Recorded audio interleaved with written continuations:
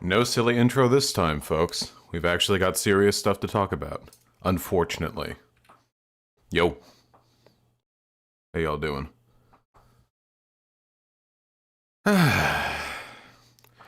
What a busy few days. What a phenomenal time for me to take a day or two to chill. What an exceptional time. I think like, okay, I've been doing 6 days a week for a month and a half now, you know. It's a lot of fun. Maybe I should chill out I'll just take a day, you know, I'll take a day or two. And then I didn't know the people of Minneapolis liked my content so much. If I knew that my absence would upset them to this extent, then I would have kept streaming. Oh, we got a lot to talk about. Whew. Look at this comic from Ben and Gary. I've seen all of it. Don't link me anything. I've already seen everything on the internet. Don't worry about it. We got a lot to talk about. Unfortunately, at the moment, I'm nursing quite a headache. Part of it because of the brain cells that I've lost over the past few days, and part of it because of me. And it hurts. I might be suffering more than anyone else in America right now. I think that's probably reasonable. I might be sort of the nexus of American misery at this moment. I don't know if there's anyone out there who's going through anything worse. But we'll find out, okay? We'll find out together. We've got a lot to talk about. We've got a lot to talk about. We need the Vosh breakdown of Destiny's point of view. All right, I'm going to be honest with you. I respect a lot of what Destiny does, but his take on this general situation is just some dime a dozen 85 IQ standard American reactionary affair, and frankly his opinion isn't interesting enough to really be worth like delving into. So like that, like there's not much else for me to say. What is it like, oh, the protesters are bad. Like, okay, wow. Damn, this is a highly informed sociological perspective that I really can dig into. But we'll talk about it and we'll share my opinion, okay?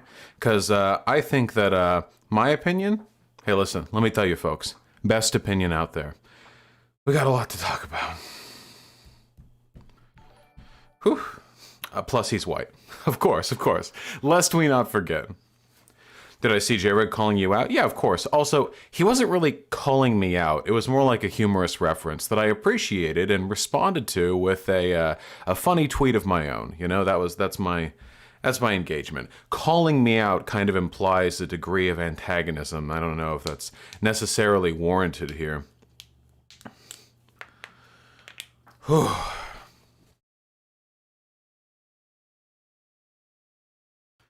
Are we ready to start talking? Do you think we can do it? Because we got a lot to go over.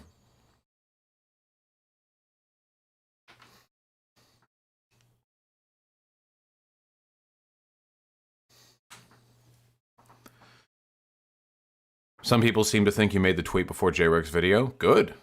That's funny. That's much funnier. All right, folks.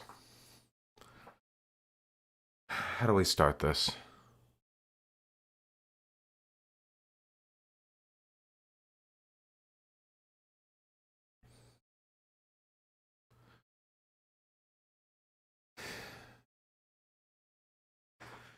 There are two segments that I'm going to talk about, and I'm going to do them sequentially. The first one is going to be a recap of everything that has happened up until this point, along with my thoughts on it. And the second of it is going to be a defense of, the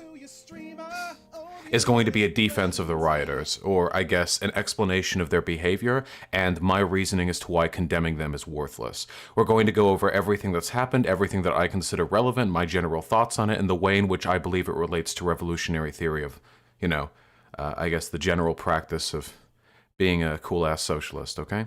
First of all, and we're going to run through this fairly quickly, so I encourage all of you to take notes if you feel there's going to be a test at the end of this, which, hey, you never know, maybe there will be. Maybe I will hold you to that standard.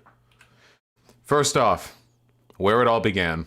George Floyd, who pressed his knee to Floyd's neck has been identified as Derek Chauvin. He doesn't let up until the 46-year-old's listless body is put on a stretcher. In a new report, George Floyd is dead.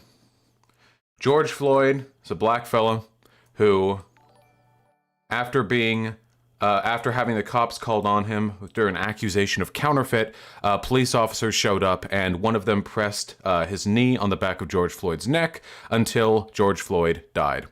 He had his knee pressed on the back of George Floyd's neck for some time, and this was unquestionably an unjustified murder. There was no other way around that. There was no ambiguity in this case, none whatsoever. There was nothing else to say about it. It is a murder. Yeah, it was nearly 10 minutes. So let's talk about that really quickly. The police generally have a difficult and stressful job. We can recognize this, even if we don't like the police as an institution very much.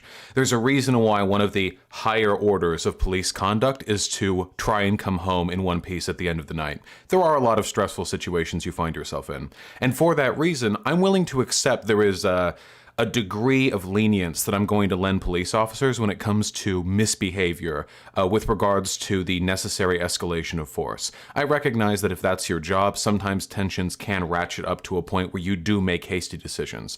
Is that always an excuse? No, of course not. But it's something that we should keep in mind. With that being said, there is no justification for what happened here. George Floyd put up no fight. George Floyd was surrounded by police officers. He did not in any way, shape, or form resist his arrest. He could have had the cuffs slapped on him, and then he could have been put in a cop car. Easiest thing in the world. A cop car, as it turns out, is an excellent way of restraining the mobility of a person who you want to detain, because cop cars are made of metal. You see? They're made of the front, the back, the whole thing. Cop cars even more so than regular cars. If you really don't want a person to move, you can lift them up, and you can put them in a metal box that you then lock, and then they stay there. It's actually a very effective. I know. Believe it or not, cop cars are actually specifically designed to hold people who are non-compliant.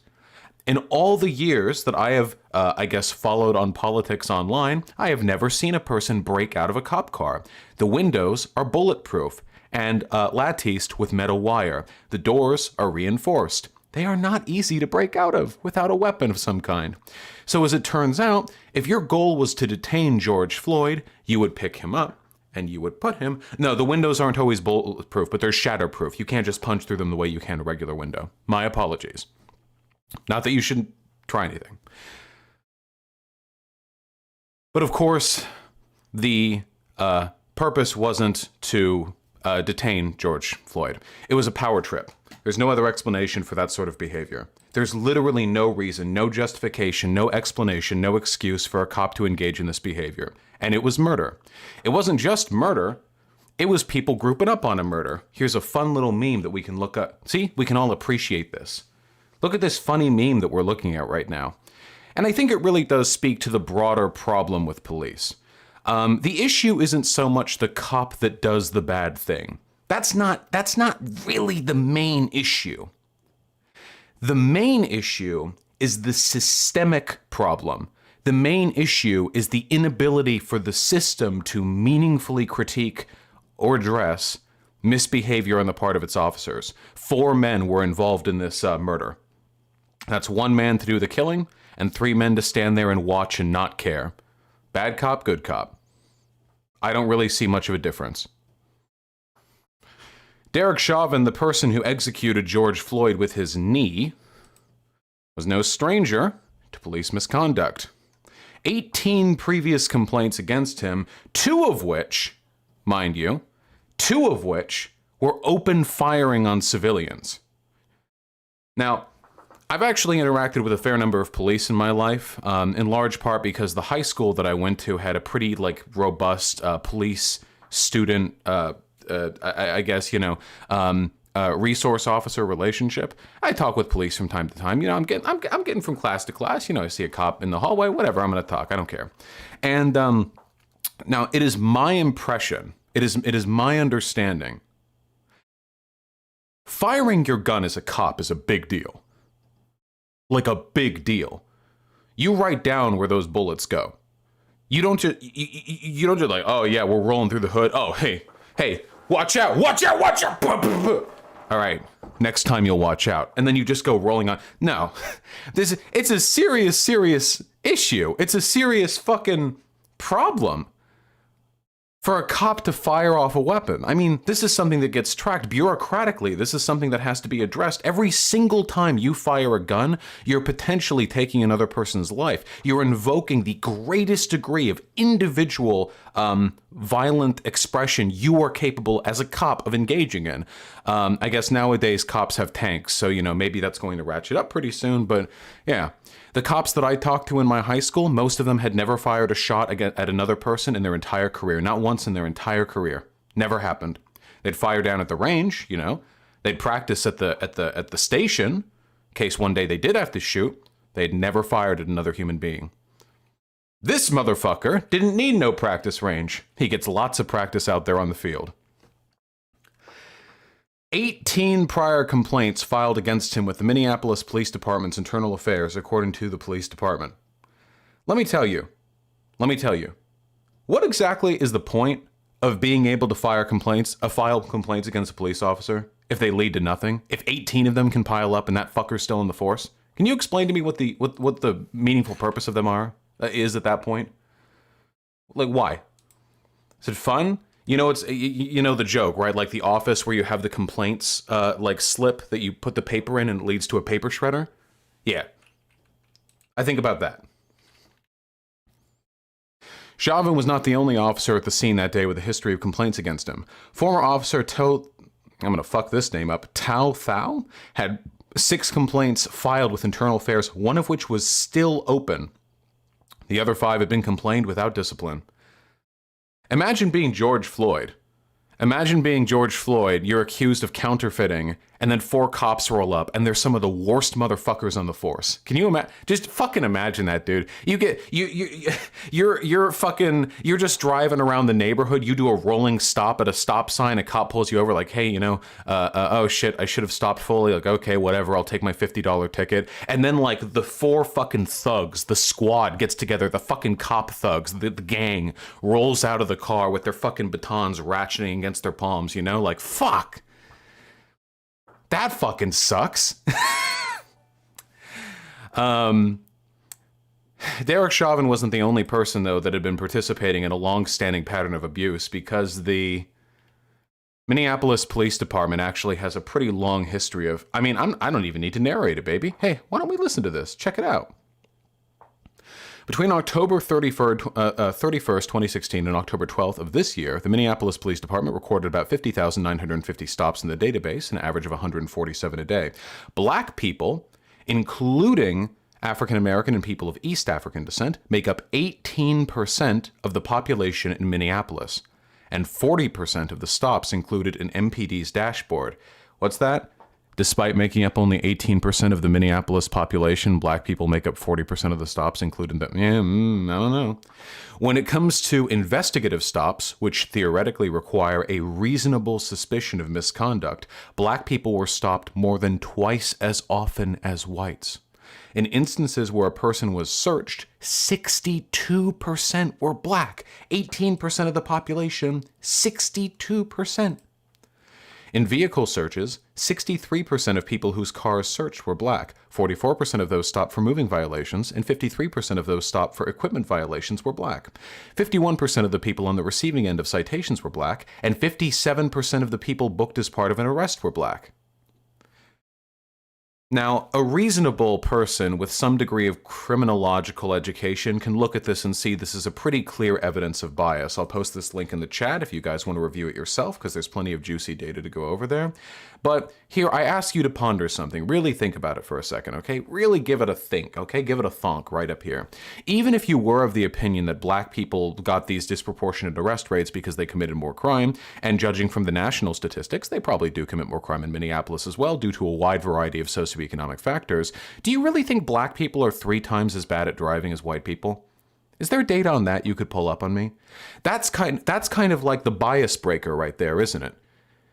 Because when it comes to traffic violations, I mean, this doesn't have anything to do with like murder or like rape or thievery or anything. Like, this doesn't have anything to do with like the broader pattern of socioeconomically inclined like criminal rates.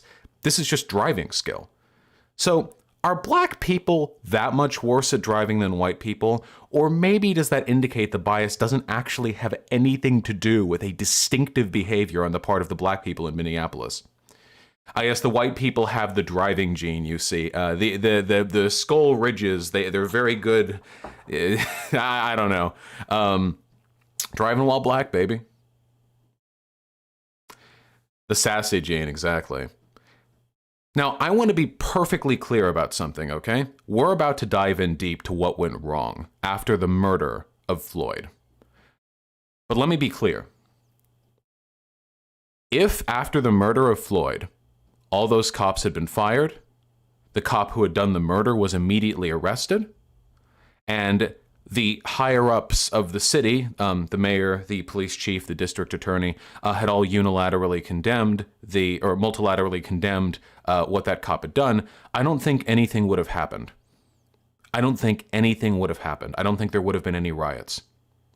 As it turns out, an immediate arrest is a really good way to quell public dissatisfaction. But one of those things didn't happen. He was never arrested. The cop who did the murder was not arrested despite him having been caught on video doing a murder. Now, he was fired. That is a thing that happened.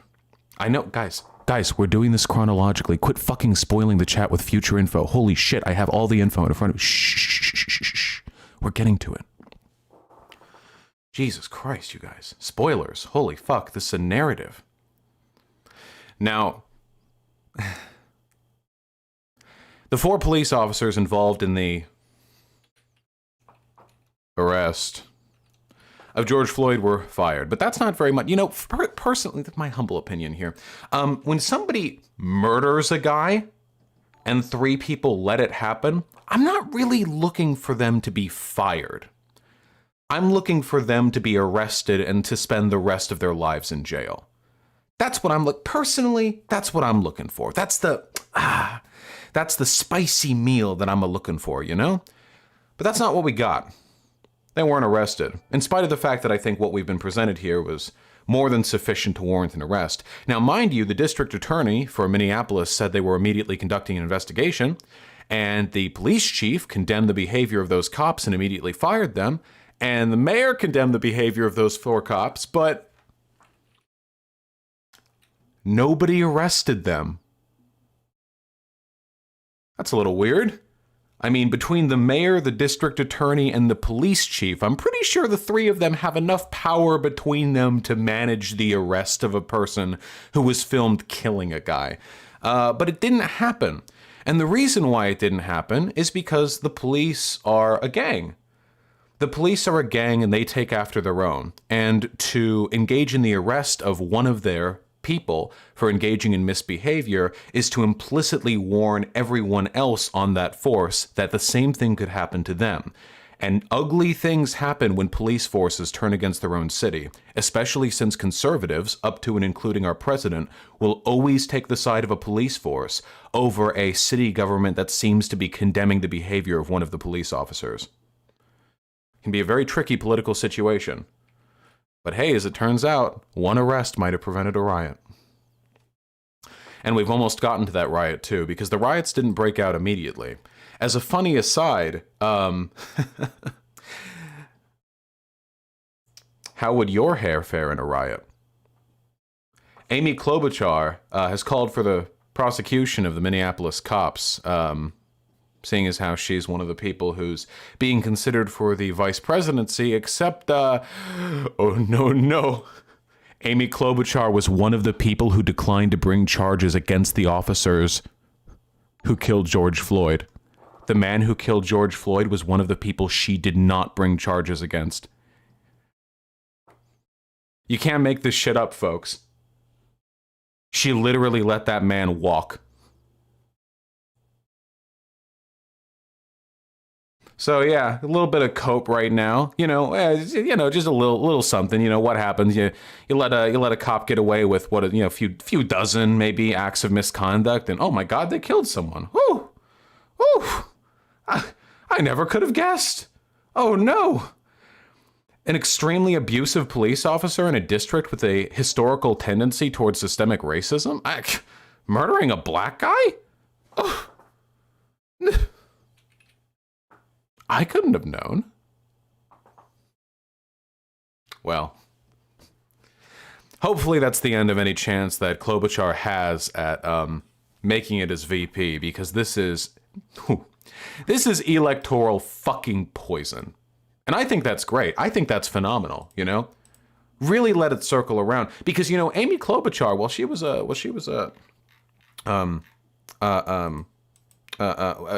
back before the presidential run, you know, she would ratchet up quite a few arrests. She loved doing that. When she was the prosecutor, she ratcheted up arrests all across the territories that she had power over. Except for cops. Not cops. She didn't do it for cops. Funny. You know, maybe this is my socialist tendencies, you know, informing my bias, but I'm under the impression actually the cops should be the people held to the highest standards of conduct.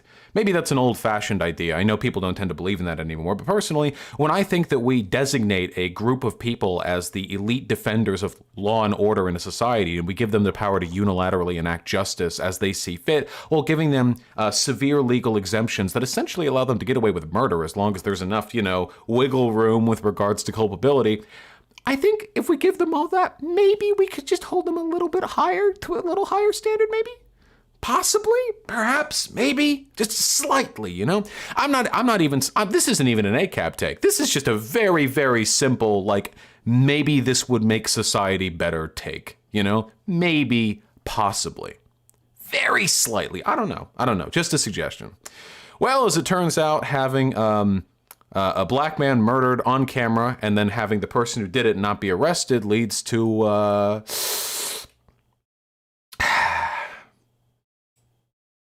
There you go. The building just collapsed in the midsection as well. And you hear even some cheers of people, again, who are watching in awe. But as we watch that, there are no National Guards members here. There is no form of first responders here on the ground. Things got a little spicy, a little heated. Do you get it?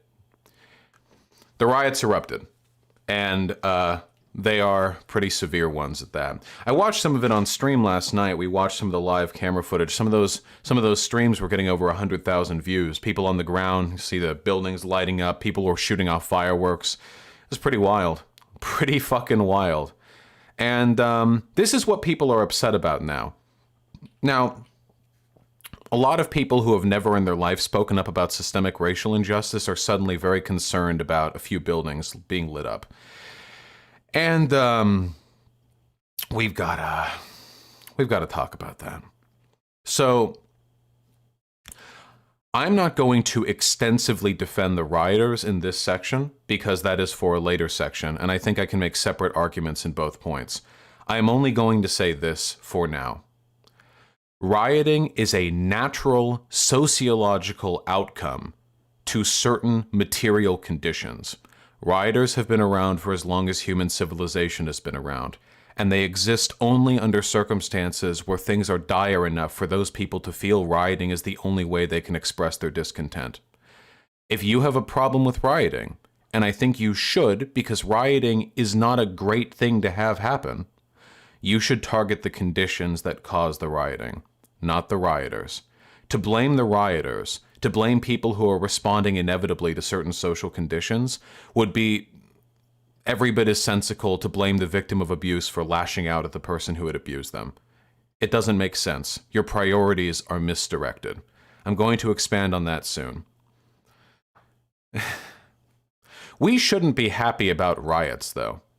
Like, as a concept, we shouldn't be happy about riots.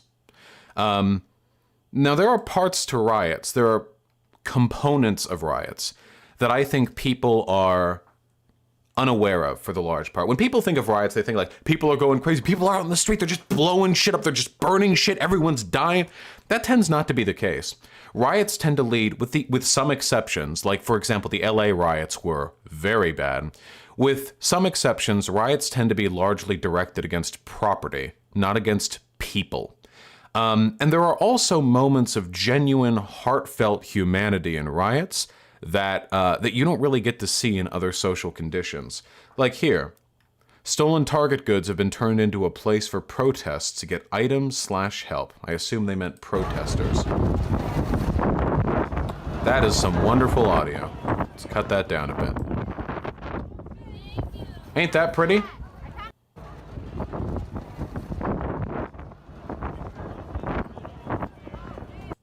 You know, the narrative for riots is they'd all just turn into these selfish monsters, but if you don't mind me getting all poetic, I think the real monstrosity is the system they're rebelling against, because very often during these riots, there are people who are running out amidst the protesters, trying to give folks water bottles, towels, gas masks, goggles, trying to provide medical aid to folks who are injured. They're running around trying to redistribute supplies from looted properties. When people riot, we get about the closest thing we see to genuine community-oriented mutual aid that we're ever going to get in this country until something more substantive happens.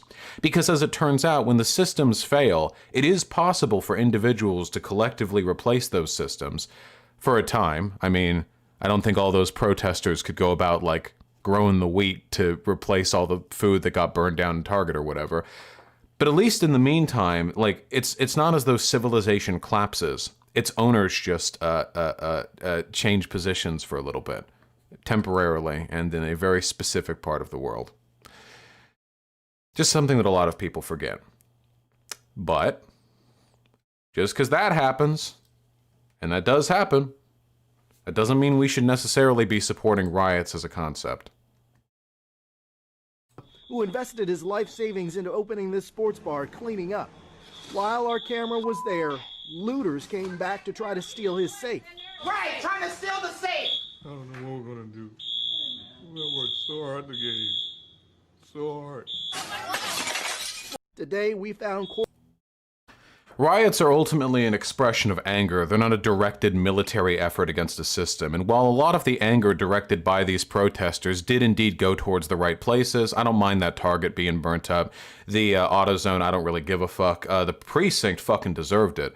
But when it comes to like the broader effects of riots, there is no denying that a lot of people who probably don't deserve it get their livelihoods hurt.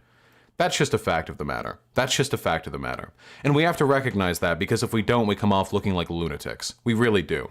I know, it's a common conservative talking point. Well, what about the small businesses? Well, I mean, I respond to that, I think, with the same question, except less sarcastically. What about the small businesses? I know the petite bourgeois are complicit in maintaining the material standards of a capitalist hellscape, but a lot of them really are just honest, hardworking people who are trying to, you know, bring life to a vision they've had for a long time. I can't really muster up the fucks to care about, like, oh, some Target employees are gonna have to drive 8 minutes to the next Target in the adjacent neighborhood, and Target's quarterly returns are gonna... That, to me, I mean, harm can be done there, but it's a lot more abstract. It can be cushioned out across a broader system. But a lot of folks do get hurt. If not physically, then at the very least materially. And I think that's something that we need to consider.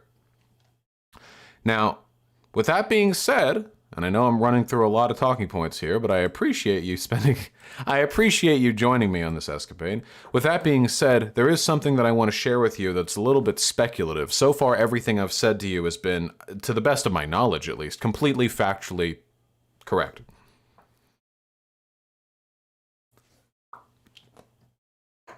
But this fella, weirdest thing I ever saw. I want to talk about it a little bit. Why do I keep taking my earbuds out if I'm just going to put them right back in? That's why I'm doing this to you guys. What the? This guy. I ain't got part of that shit. Dude.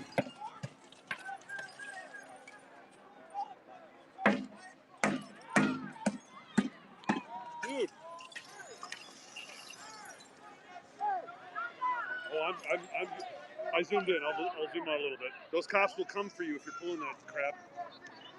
No, that's garbage. I'll be pulling that shit. No, oh god damn it.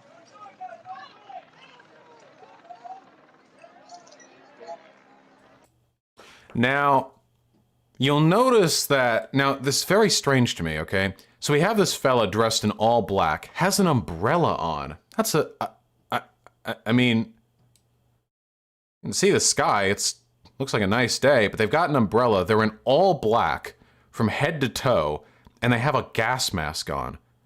I mean, they look pretty dressed up to the nines. Nobody here is attacking this store, and everyone reacts with like shock when this person starts nonchalantly blasting out these windows.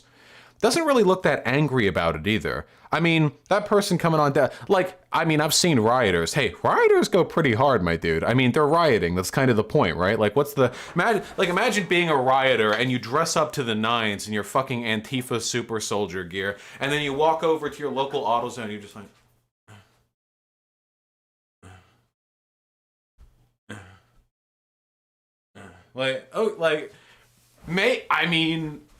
maybe, possibly, but I'm not entirely sure. There were some people on the scene who said that the gas mask that guy was wearing was a high quality one, like the kind that cops are given. And what's more, and again, I want to be perfectly clear about this because I am not a fake news outlet, everything that I'm saying at the moment is speculative. There's absolutely no concrete evidence to substantiate what I am currently saying. But people have claimed that this person is a cop by the name of Jacob Pedersen of the St. Paul Police Department. They're kind of similar, at least in the I department, you know? What they have done to substantiate this claim is a collection of text messages that were apparently shared between an anonymous protester and the ex-wife of the aforementioned police officer. Is this Jake? Yes, oh my God, what is that?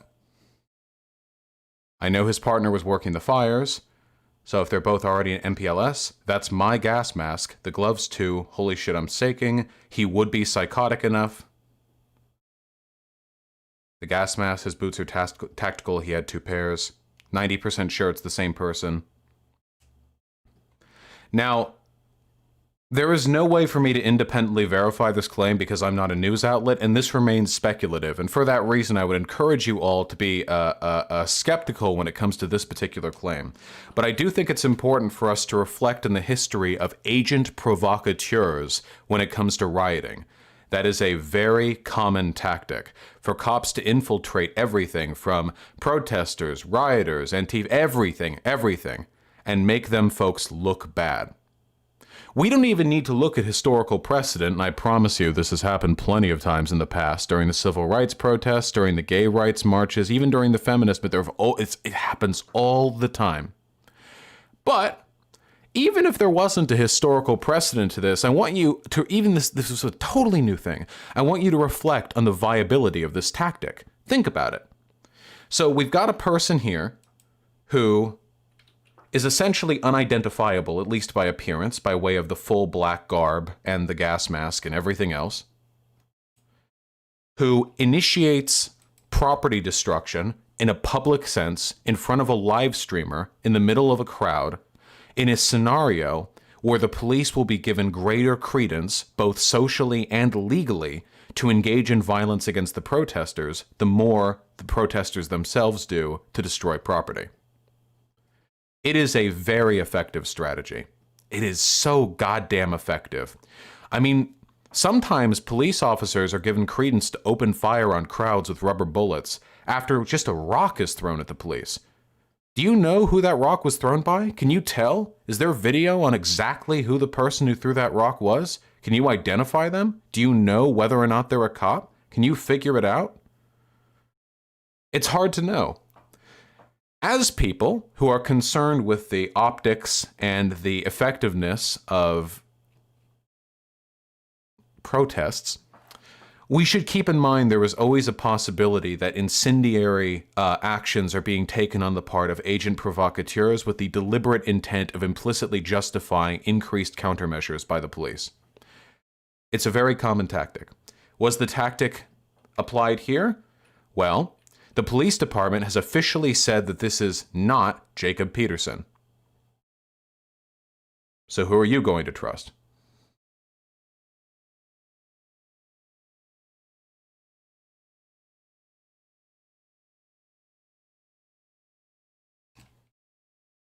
Seriously, it is speculative, but it's something worth keeping in mind.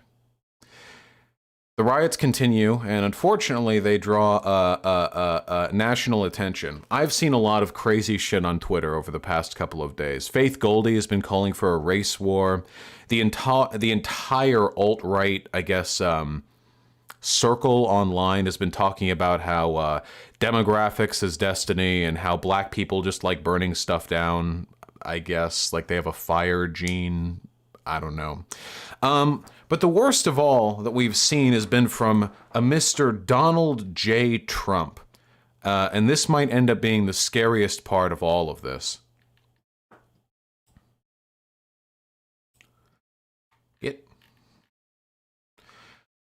I can't stand back and watch this happen to a great American city, Minneapolis. A total lack of leadership.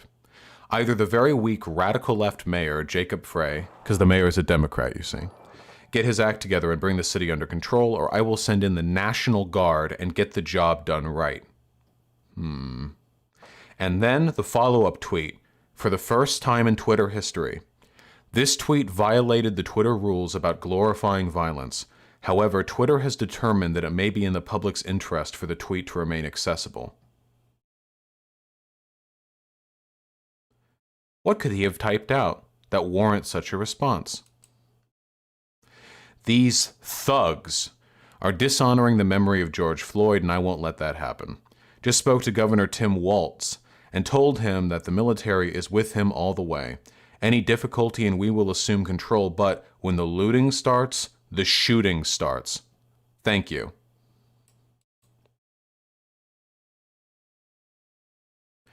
So, considering the looting has already been going on for a few days, this is the president openly encouraging the military and police forces to open fire on the protesters. I suppose I don't need to inform all of you that the president bringing in the military and encouraging open violence against protesters is fairly fascistic. And I will turn this into a Riding with Biden moment. You're very right. I absolutely will. As Vladimir Lenin said in one of his essays on the infantile left comms who psychotically refused to participate in bourgeois elections as a matter of principle, Lenin had this to say. Lenin argued it is important to prevent the reactionary party from taking power through inaction, because to do so is to increase the likelihood that any means of direct action taken from that point forward will be suppressed by state power. Essentially, if you let people like the Republicans win, it gets a lot harder to do direct action because they're way the fuck more likely to send the National Guard in. Do you think Biden would have tweeted this? You don't need to answer that because Biden has already tweeted and condemned Trump's behavior. As long as people like Trump are in power, we will always walk a razor's edge on protests potentially warranting the response of the state. There was a funny little meme I saw. I don't know if I have this up right now. Did I like it? Did I retweet it? Oh, yes. When the protesters are white versus when the protesters are black. So this is when white people, heavily armed white people, stormed a state legislator. The governor of Michigan should give a little and put out the fire. These are very good people, but they're angry. They want to see their lives back again safely. Seated them and make a deal. And then, you know, if they're black, like, fucking annihilate them. Just a funny little meme, you know. Just a funny little, I guess it's a joke, you know. I guess I'm laughing right now. I am laughing. I'm guffawing at this moment. In all seriousness, though, and I want to be really fucking clear about this, Biden may be an infantile, senile weakling who probably did shit himself that one time. But the Democrats are not prone to weaponizing the state against protesters in the same way the Republicans are. And no Democrat would ever go on Twitter and openly call for the execution of protesters who had engaged in looting. They would literally never do that. Now, mind you, they'll do that to developing countries via mercenaries. That's a thing they'll do. But domestically, but both the Republicans and Democrats do that. But domestically, they would not do that. Domestically, they do not do that. And that, I mean, that's a step forward. That is something. It is impossible for me to look at this and not worry about a second Trump presidency. Trump recently passed an executive order which did nothing and which said nothing, as far as I can tell, but it was done with, according to him at least, the express purpose of preventing Twitter from censoring people, of preventing Twitter from for the social media from discriminating against conservatives. Do you know what the scariest thing of all of this might be?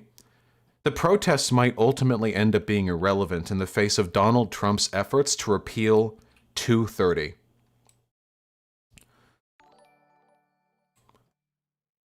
I need to do an aside for this because it's incredibly important. With this push, Donald Trump is now the most anti-free speech president in the history of the United States of America. When he says revoke 230, he's referring to revoking the safe harbor protections for online content hosting websites. Essentially, if I go on YouTube and I post a sick anime clip, with 230 being in place, the company that owns that anime clip can't sue YouTube. It's called a safe harbor protection.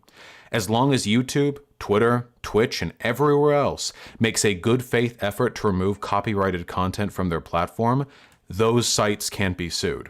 With the removal of 230, with the removal of safe harbor protections, YouTube, Twitter, Twitch, and everyone else, these sites that host billions of minutes of content and billions and billions and billions of tweets and videos and everything, can be directly sued if they allow people to contain that.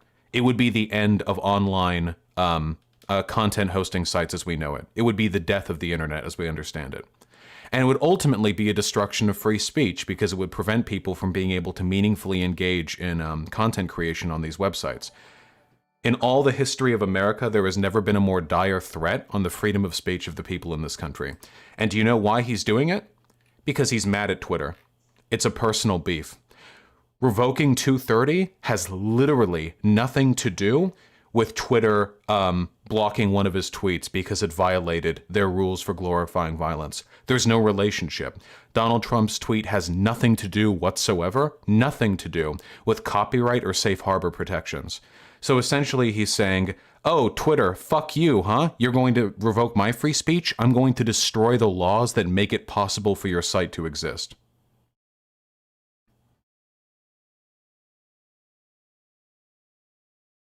So we'll see how that goes. Thankfully, Donald Trump may be horrible and anti-free speech, but he's also stupid, which is why his executive action didn't actually do anything, and which is why, in all likelihood, the Supreme Court will not uphold any legislation he passes with respect to this. But there is a very real chance of substantial change being made to our preferred public platforms soon. I encourage all of you to educate yourself on the issue more than I have been able to do so here, because there's plenty more to talk about with regards to the riots. Speaking of the riots, a CNN reporter and camera crew was arrested for reporting on the protests in Minneapolis. Do you know what the police do to reporters before they start firing on protesters? Really ask yourself for a second. I want you to think about it, okay? I want you to really... Let's think. Let's really ponder, okay? Cops arresting people, documenting the behavior of cops. What do they do after that? What's the next step? Immediately after the president essentially gave the police officers carte blanche social permission to engage in the execution of looters. This is, of course, a violation of the First Amendment rights of the protesters and camera crew. There is absolutely no legal excuse for the arrest of the camera crew and the reporter, but there it just happens on live TV, right there.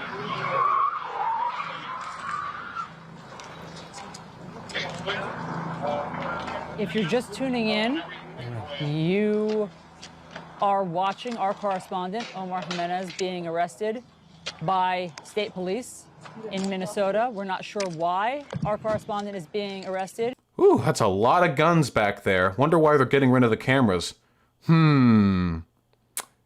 That's a lot of weaponry they've got back there.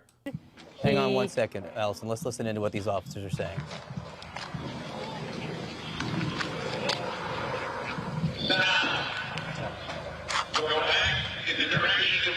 That is an American television reporter, Omar Jimenez, being led away by police officers.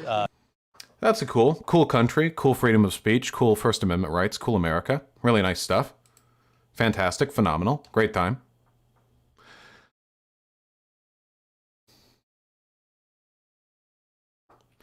We'll see how that turns out.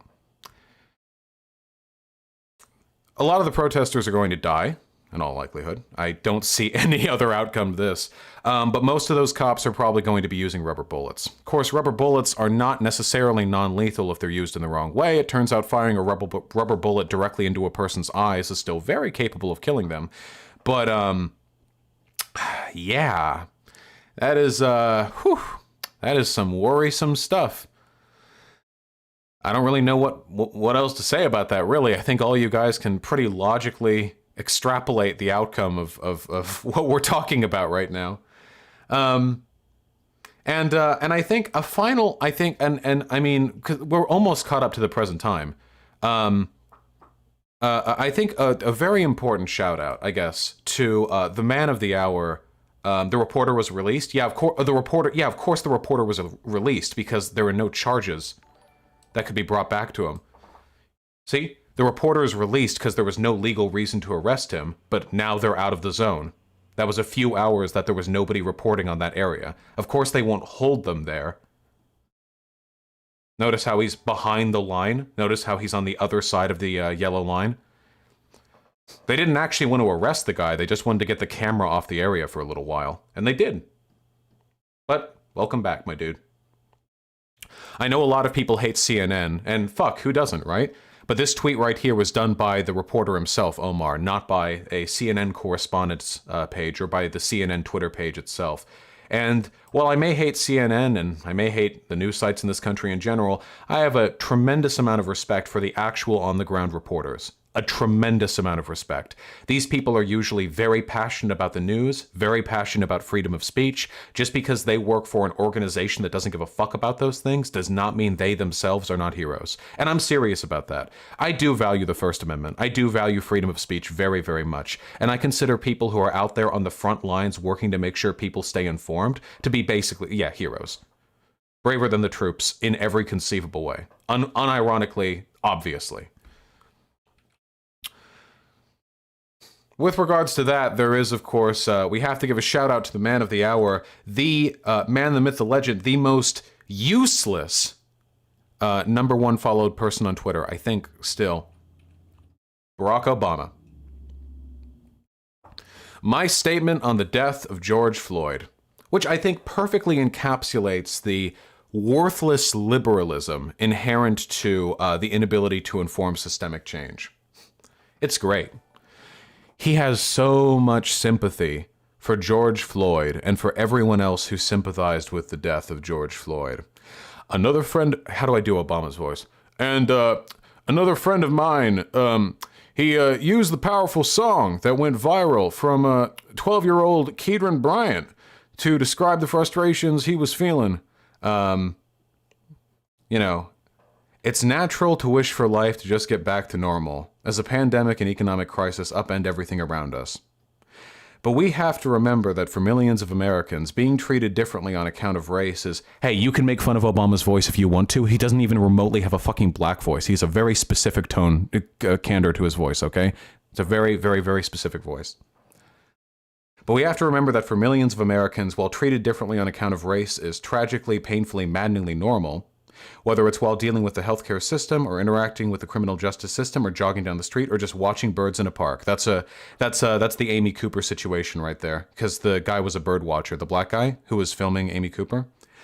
This shouldn't be normal in 2020 America. It can't be normal. If we want our children to grow up in a nation that lives up to its highest ideals, we can and must be better. And listen to this. It will fall mainly on the officials of Minnesota to ensure that the circumstances surrounding George Floyd's death are investigated thoroughly and that justice is ultimately done. But it falls on all of us, regardless of our race or station, including the majority of men and women in law enforcement who take pride in doing the tough job the right way every day, to work together to create a new normal in which the legacy of bigotry and unequal treatment no longer infects the institutions or our hearts. In other words, he says nothing.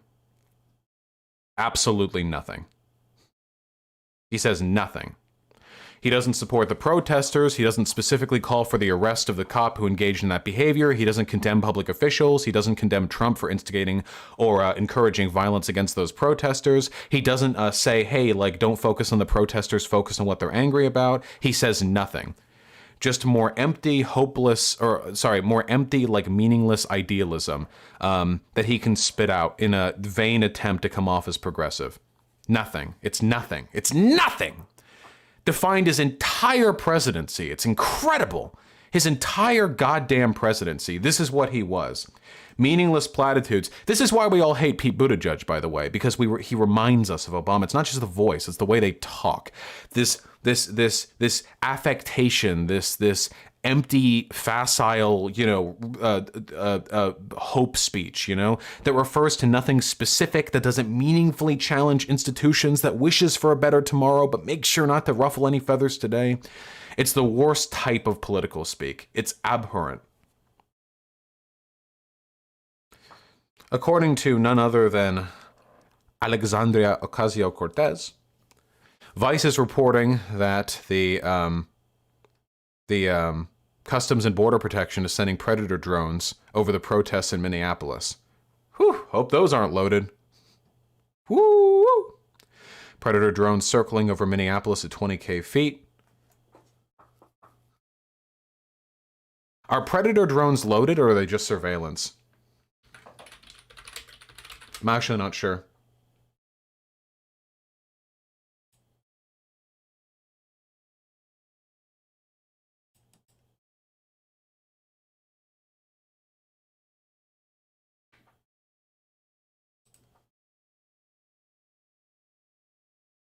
I think it's just for surveillance. They can be armed or for surveillance. That probably makes the most sense.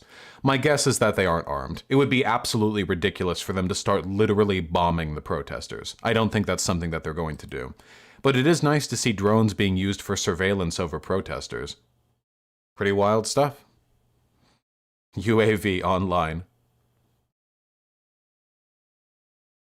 They've bombed American cities before? We'll see what happens. I forgot to mention this earlier, but in addition to the surveillance they're engaging in via that Predator drone, they're doing other shit to meaningfully disrupt the ability for other people to engage in surveillance. It's not just the arrest of that CNN reporter. They've been cutting and jamming cell towers in the area with a deliberate effort to prevent people from live streaming or otherwise like recording what's going on down there. Isn't it weird? That's so weird to me that the cops can jam cell towers. Like that seems like a military thing. You know what I mean? Like when I think, like I'm thinking about it right now. When I imagine the platonic ideal of the cop, I think of like some dudes with like a little pistol and they've got their little wee-woo cars. They wee-woo. And they go and they like, oh, there was a burglary or something, I don't think of like military equipment jamming cell towers, arresting reporters, setting up perimeters. I don't tend to think of that. I don't know. It's my humble opinion. We'll see how things play out. But the most recent news that I have for you guys is that as of this moment, which is about noon PST on the 29th of May, Derek Chauvin has been arrested. Ladies and gentlemen, we got him. Way too late.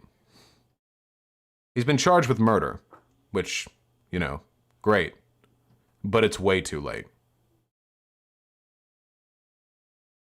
Way too late.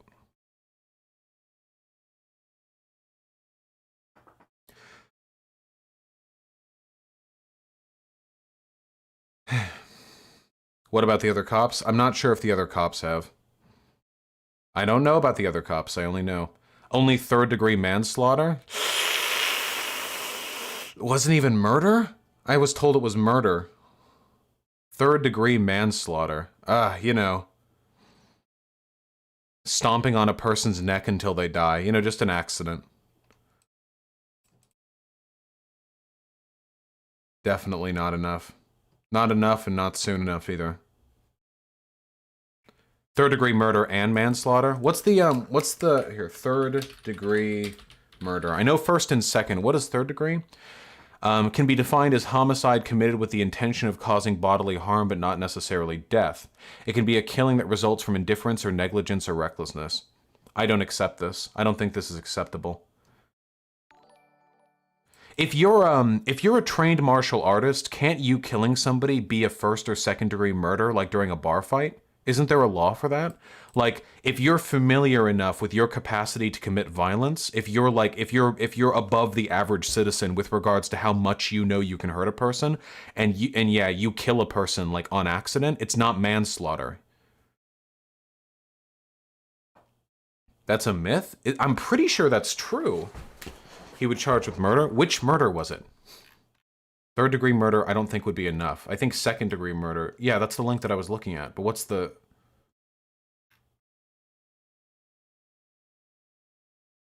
It would probably be easier to prove a third degree murder than a second or a first, though.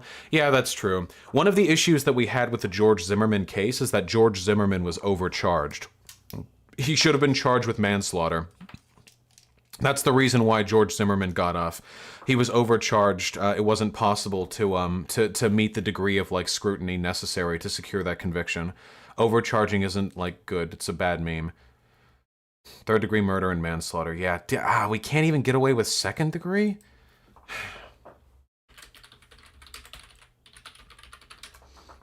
Wait. Second degree murder is generally defined as intentional murder that lacks premeditation, is intended to only cause bodily harm, and demonstrates an extreme indifference to human life. Yeah. Lacks premeditation, is intended to only cause bodily harm. If it's it's intentional murder, but intended only to cause bodily harm. Does that not meet? I feel like that meets the criteria pretty perfectly, yeah. It's unlikely that the cop actually literally meant to murder the guy. But he was definitely intending to cause bodily harm and definitely demonstrated an extreme indifference to human life. I don't know. Again, I'm not a lawyer. I don't want to embarrass myself by speculating. The arrest came too late, and the charges are probably going to be seen as not enough. We're going to see how that plays out.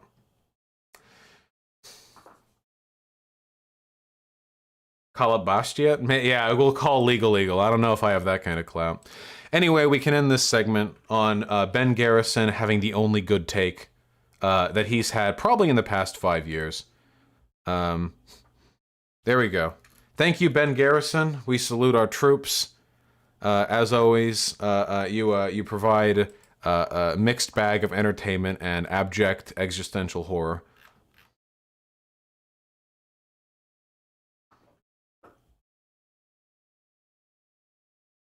What was that? There was a good...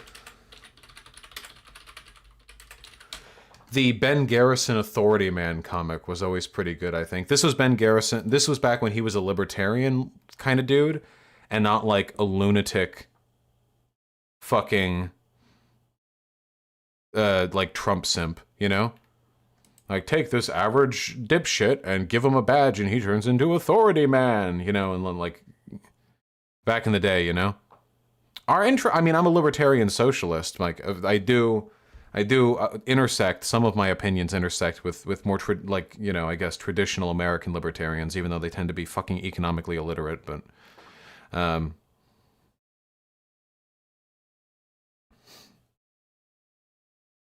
what are you gonna do?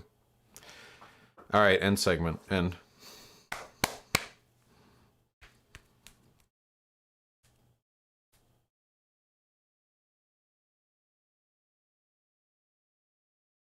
All right, we did it. Now we go over donations, and then we talk about the rioters, baby. Ah, yeah. Now we get to the spicy stuff. Well, now we're just caught up in where we are right now. Yeah, I know the cop and Floyd knew each other prior to this. I just don't know if that's like relevant to the case.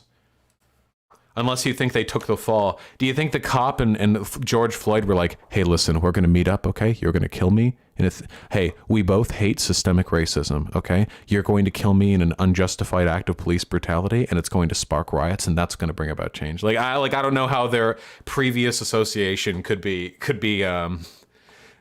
relevant to like the situation, I guess. Yeah, 60 chess, exactly. Really though, and I really want, we're off segment now. I really want you guys to reflect on how fucking horrifying what Trump is doing right now is. Make no mistake, if safe harbor protections are repealed, it will make it almost impossible for me to do what I do. It's going to be the destruction of basically everything you care about on the internet. Like everything that you value, everything that you care about. It's going to obliterate the entire space as you understand it. There is no. I actually can't overestimate the extent to which safe harbor protections are necessary for the internet to exist as it does. Trump just cut ties with the WHO and is ending all Hong Kong policies.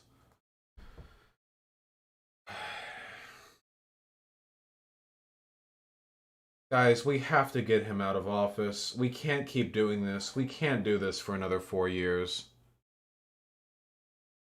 We can't do it for another 4 years.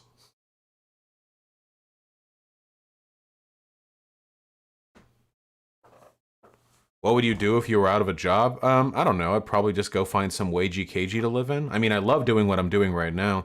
I'm pretty skinflint. I've saved up a lot of money from you guys, you know? It's not like every dollar you give to me immediately goes towards like one of the 3 cars I've purchased. I basically just like save. My dream is that if I can keep doing this for long enough, if I can do this for a long enough period of time, my dream is to amass enough wealth that I can form a PAC and start supporting socialist congressional and senatorial candidates, like financially. That would be my dream. If I could like, because I don't spend that much, if I could like put like a huge chunk of my income towards that and just like, hey, you seem sick as fuck, like here's 50, 60, 70,000 or something like that. Of course, I'd have to get like an entire like, I'd have to work with other people. I can't do that on my own. I don't make anywhere near enough to do that on my own. But if I could like contribute to that, I think that'd be really cool. That'd be my goal. Trump is backpedaling on the looting and shooting. Pussy! Beta shit! Oh no no no!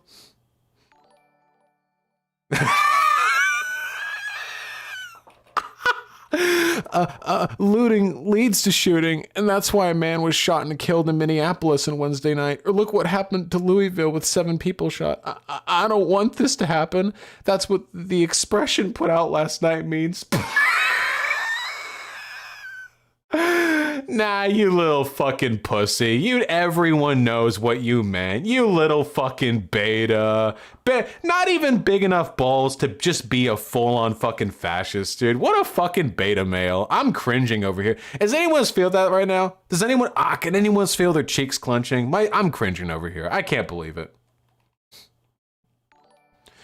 Why don't you spend money on actual revolutionary causes right now instead of electoralism in the future? You could donate to the Minnesota Freedom Fund. How do you know I haven't already donated to the Minnesota Freedom Fund? Do you want me to donate my entire savings account to it? Like, what's the threshold? I want to spend my money in the way that, I haven't, but I plan to, okay? Shut the fuck up.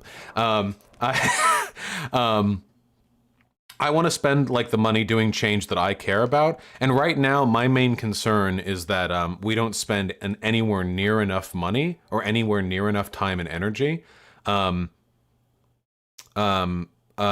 working towards local electoralism in America at all. Liberty Hangout will have to retract this. Haha, based. We have to stop giving Liberty Hangout that much fucking attention. We have to stop. They're like their account. They have more followers than me. I legitimately get more likes and retweets than the shit that I tweet than them. It's like there's no like, and I'm not that big. Like they're just not worth giving attention. They're just Nazis. They're just Nazis. It's not.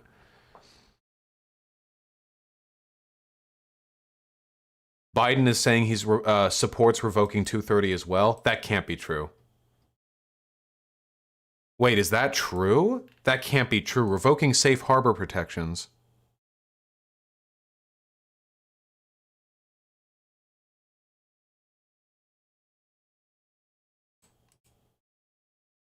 Hold on, wait. Let's see where I am at the Bernie or bust after I'm reading this article, okay? Hold on. We'll see how I am.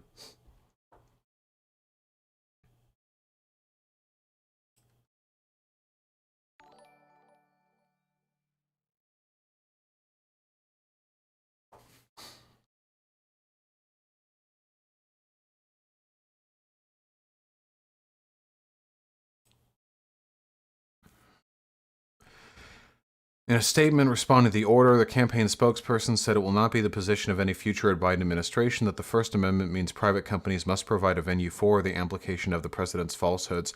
What is going on right now? Section 230 isn't about, like, the rules for which private companies host falsehoods that are posted on them. It's about safe harbor protections.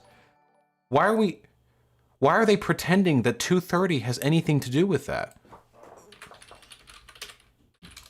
No, that's no, that's not right.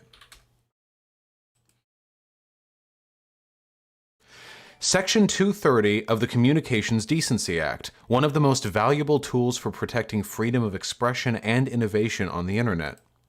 It says that no provider or user of an interactive computer service shall be treated as the publisher or speaker of any information provided by another information content provider. That has nothing to do with posting misinformation. It's about culpability for the posting of copyrighted content on your platform.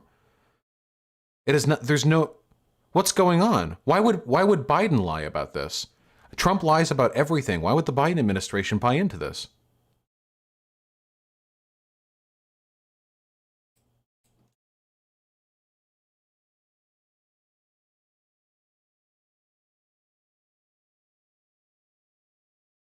Did he just not read it?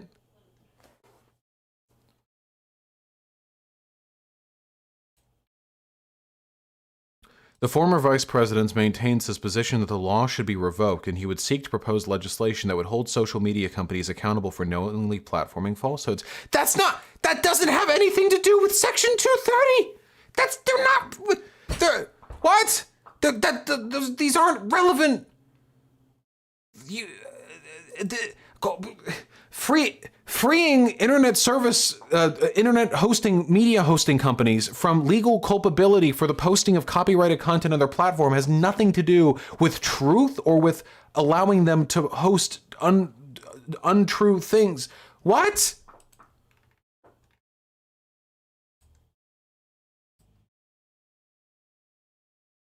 It should be revoked because it's not merely an internet company, it's propagating falsehoods they know to be false.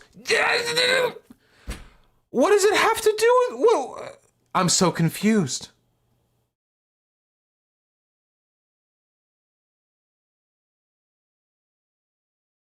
It is relevant. 230 also covers libel, fraud, and misinformation posted by users.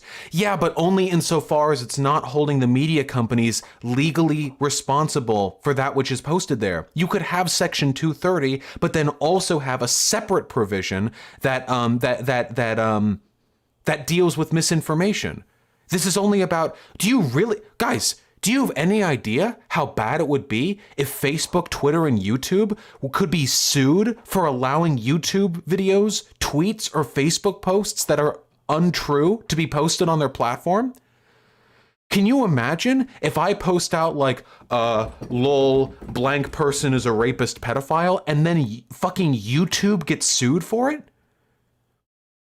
You could open up, you could like loosen protections to make it so I could be sued for it, but there's literally no chance of a private platform being able to moderate their content to that extent. It's not possible. It can't be done, not with platforms of this size.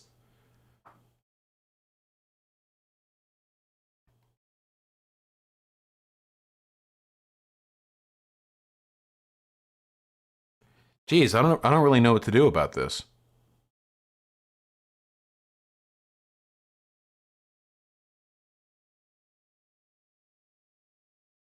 When are you making a backup PeerTube channel? I mean, that would also be...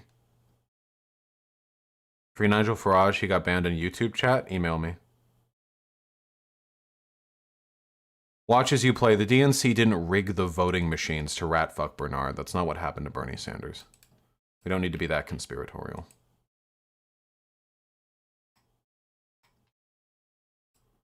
I wonder if this is just like dumb bullshit.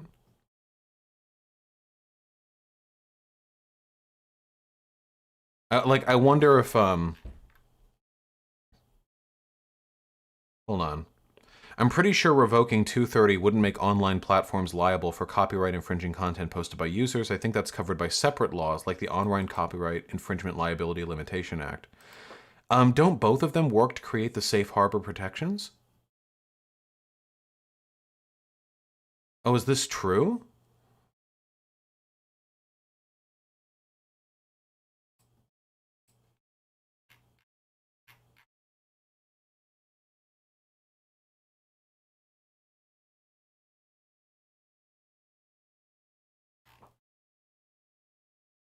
I thought that Section 230 included, okay, shall be treated as the publisher or speaker for any information.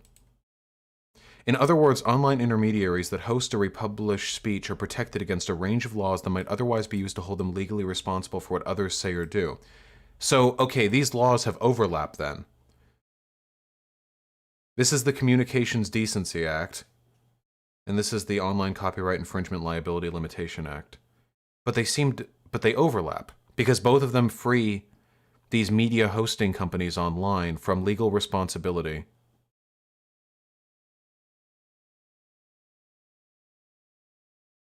Do we have any lawyers in chat? One is for ISPs, the other is for platforms? Is this only for ISPs? No, this just says interactive computer service.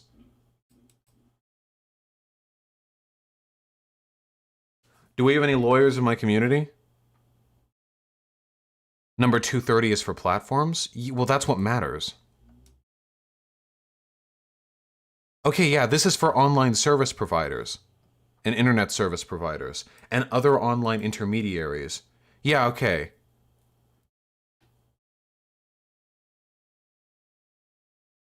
I'm not big enough to talk with Legal Eagle about this.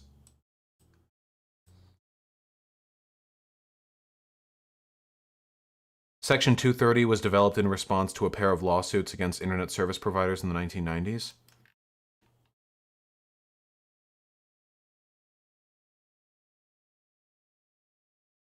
Riley Grace Rochong is a lawyer, leftist, and smaller than you? Yeah, okay, but are they here right now? This paragraph explains it? Okay, hold on. Section 230 of the Communications Decency Act, which was passed in 1996, says an interactive computer service can't be treated as a publisher or speaker of third-party content. This protects websites from lawsuits if a user posts something illegal, although there are exceptions for copyright violations, sex work-related material, and violations of federal criminal law. This sex work one is fairly new. This actually fucked over a lot of sex workers online, which is why Patreon no longer supports people who make their money off of posting nudes or whatever, or drawing porn.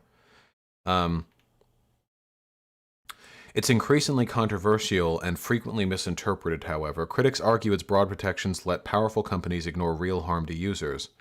On the other hand, some lawmakers incorrectly claim it only protects neutral platforms, a term that's irrelevant to the law. Yeah, a lot of conservatives will say this, like neutral as opposed to biased. It's not true. There's no distinction. What's the relationship between Sector 230 and the First Amendment? I don't know if I'm trying to change Section 230.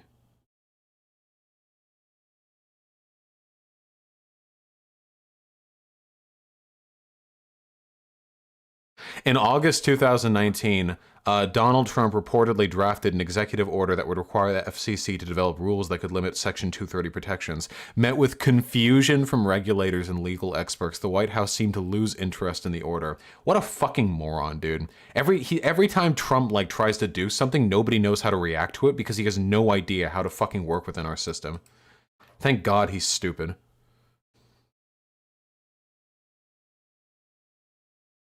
Yeah, here's the sex work one. In 2018, Trump signed into law the Allow States and Victims to Fight Online Sex Trafficking Act, a bill that purports to fight sex trafficking by reducing legal protections for online platforms. Didn't actually do that, it just kicked a fuck ton of sex workers off the internet. FOSTA carves out a new exemption to Section 230, says it doesn't apply to civil and criminal charges of sex trafficking or to conduct that promotes or facilitates prostitution. Yeah, exactly. So, yeah, conducts to promote or facilitate prostitution.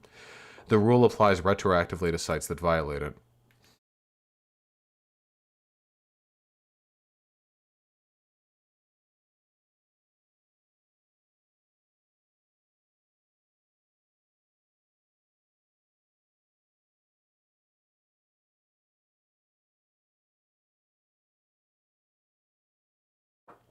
I guess my main concern is, how could you edit Section 230 in such a way as to meet the political agenda of the Democrats without getting rid of the safe harbor protections? Are these just overlapping laws and this will apply no matter what?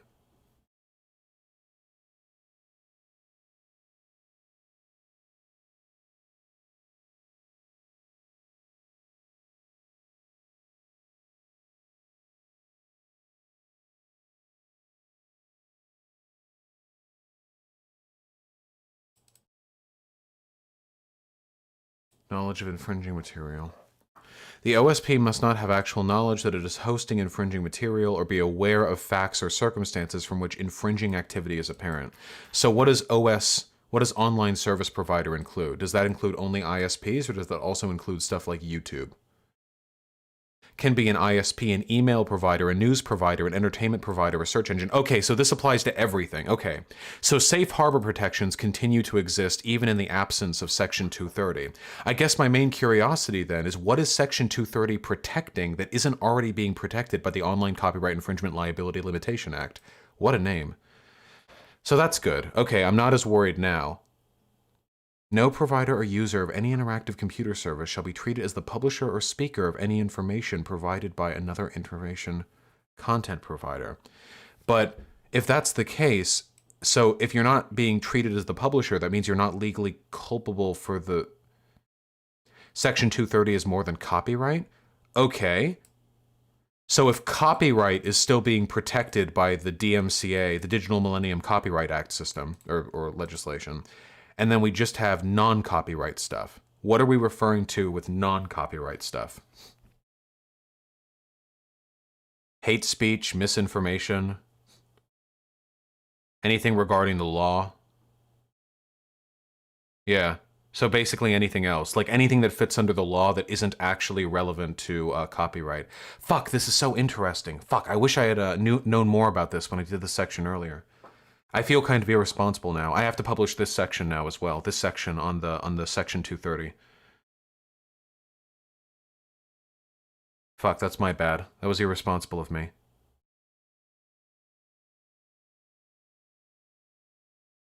Is this going to be a longer stream than usual? I don't fucking know. Okay, so this is Section 230. Okay, here we go. This is Section 230 of the Communications Decency Act. So I'm interested. If this was revoked, what case law? Okay, here we go. Excuse me. Defamatory information. Immunity was upheld against claims that AOL unreasonably delayed in removing defamatory messages posted by third party, failed to post retractions, and failed to screen for similar postings. But that's the way it should be. Do you really want people to be able to sue AOL because they didn't quickly enough ban people who were posting defamatory messages? The court upheld AOL's immunity from liability for defamation. AOL's agreement with the contractor allowed AOL to modify or remove such content that did not make AOL the information content provider because the content was created by an independent contractor. The court upheld an internet dating service provider from liability stemming from a third-party submission of a false profile. Holy shit, somebody tried to sue a dating site because a third party posted a fake profile? Somebody got catfished and they were like, all right, time to sue the fucking company.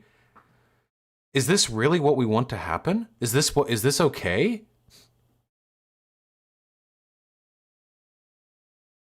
Yeah, imagine being that fucking mad, dude. Imagine being that fucking mad. Imagine going on Tinder and finding a cutie pie, but then you see her in person and she's 12 pounds heavier than she said, so you sue Tinder or something. Holy shit. Immunity was upheld for a website operator for distributing an email to a listserv where the plaintiff claimed the email was defamatory. Yeah, you can't sue a website operator for distributing an email that's defamatory. I don't know what a listserv is. The court upheld immunity for AOL against allegations of negligence. Immunity was upheld for an individual internet user from liability for replication of defamatory statements to a listserv. What is a listserv? What is this ancient fucking term?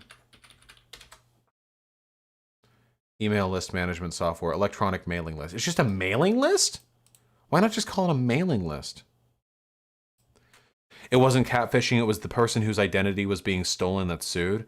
Ah, gotcha. Well, I don't, but yeah, you can't hold them accountable for that. Wait, hold on, here we go. The court rejected the defendant's motion to dismiss on grounds of Section 230 immunity, ruling that the plaintiff's allegations that the defendants wrote disparaging reporting titles and headings and themselves wrote disparaging editorial messages about the plaintiff rendered them information content providers. The website, Bad Business Bureau, allowed users to upload reports containing complaints about businesses they have dealt with. So the defendant's claim was the motion was rejected. Well, it rejected the defendant's motion to dismiss, but that doesn't necessarily mean that the ruling wasn't in their favor. Here we go. The court rejected immunity and found the defendant was an information content provider under Section 230, using much the same reasoning as the MCW case. The court rejected immunity for the defendant when failing to uphold a promissory estoppel claim, prevent or stop a person from making assertions or from going back on their word. Okay. Related to third-party content that they were otherwise immune from. In this case, Yahoo had promised to remove nude photos of the plaintiff placed maliciously on the site by an ex-partner, but had failed to do so. When the Ninth Circuit ultimately dismissed the case, since Yahoo would not have been liable for the photos under Section 230, their promissory estoppel made them a publisher or speaker under 230. So the court rejected the immunity, but still didn't rule in favor of the others. And then we have... So that's for defamatory information. This is for false information, sexually explicit content in minors, discriminatory housing ads, threats. Interesting. So it seems like depending on how it's done, the removal of Section 230 could allow for a much greater degree of legal culpability on the part of internet content hosts with regards to illegal or unsavory behavior on the part of the people who post to that. Interesting.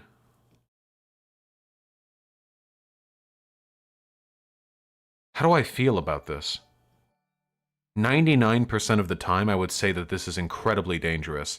If Trump revoked Section 230, then he could literally start implementing laws that would allow for YouTube to be sued if they keep information up that criticizes Trump. That sounds incredibly scary. What if Trump started suing YouTube every single time YouTube allowed a video to come up that got big and criticized him? Bastia, can you come on right now?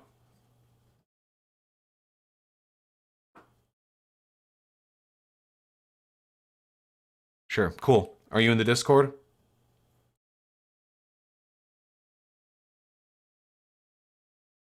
Or do I have you as a friend? Wait, we have each other as friends. Why am I asking? Hold on. Let me clarify this. This is very important to the future of my job. I need to know.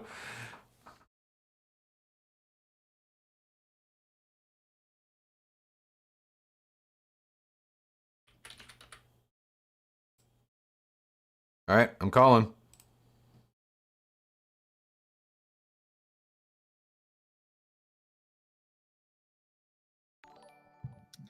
Hey, you there? Hey there, Bastiat. How you doing?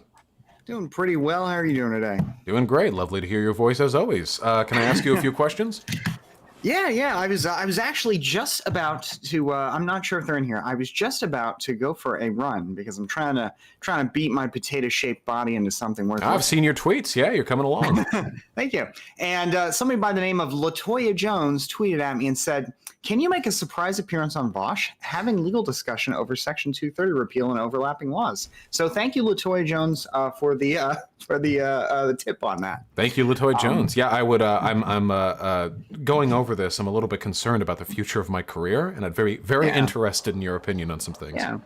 Sure. Yeah, we went over that executive order with that he put out last night, and I guess I'll just say I think it's pretty terrible. Oh, and for anybody who's listening, I'm an attorney. I don't have any particular specialization in this field of law. My specialization is in corporate law, but I like to dabble in freedom of expression because it's something that's very near and dear to me. So take it for what it's worth. Yeah, I saw your debates with Destiny. I think that you value free speech quite a bit. Couldn't impugn you for that. Yeah, and this executive order, I don't know how much force it's going to have on its own. Wait, can I ask a few presumptuous questions before we get to that? Sure. So I saw the actual language of the executive order. I'm not a lawyer. It seemed pathetic to me.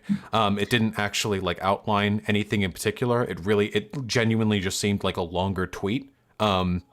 That he put out. I don't know how much action is going to be taken from that. But what I'm really concerned about is that it seems like Biden and Trump are both interested in the repeal or at least the amendment of Section 230. Initially, I thought this meant getting rid of safe harbor protections, which would obviously be basically the death of the internet as we know it. But it turns out, now I understand, of course, that while the DMCA protections and Section 230 have an overlap, they don't mean the same thing. So copyright will still be protected. But with regards to Section 230, if Trump repealed it, does that literally mean that he could just start suing Twitter anytime a big tweet thread that calls him a dummy gets big? Well. So first of all, of course, he'd have to, he'd need Congress to help him with that. But the big part of Section 230 that is so important, especially, is Section C. I just dropped a link to it in chat if anybody wants to check it out. I'll take a look. Cornell.edu. If you scroll down to that, you can see that there's a rule there that says, no provider, or there's text there that says in the rule, no provider or user of an interactive computer service shall be treated as the publisher or speaker of any information provided by another information content provider. So if somebody in your chat says something absolutely reprehensible, well, you're not responsible for that. The platform you're on is not responsible for that. And then importantly, on top of that, Part 2 of Section C says that no provider or user of an interactive computer service shall be held liable on account of action voluntarily taken in good faith to restrict access to or availability of material that the provider or user considers to be, and then there's a whole laundry list of words, including excessively violent, obscene, otherwise objectionable, and then the important qualifier, whether or not such material is constitutionally protected. So that's why you get to censor stuff on your platform, even if, and censor really isn't the right word since it's not the government doing it. Right. But this is why you get to delete comments, do all that kind of stuff.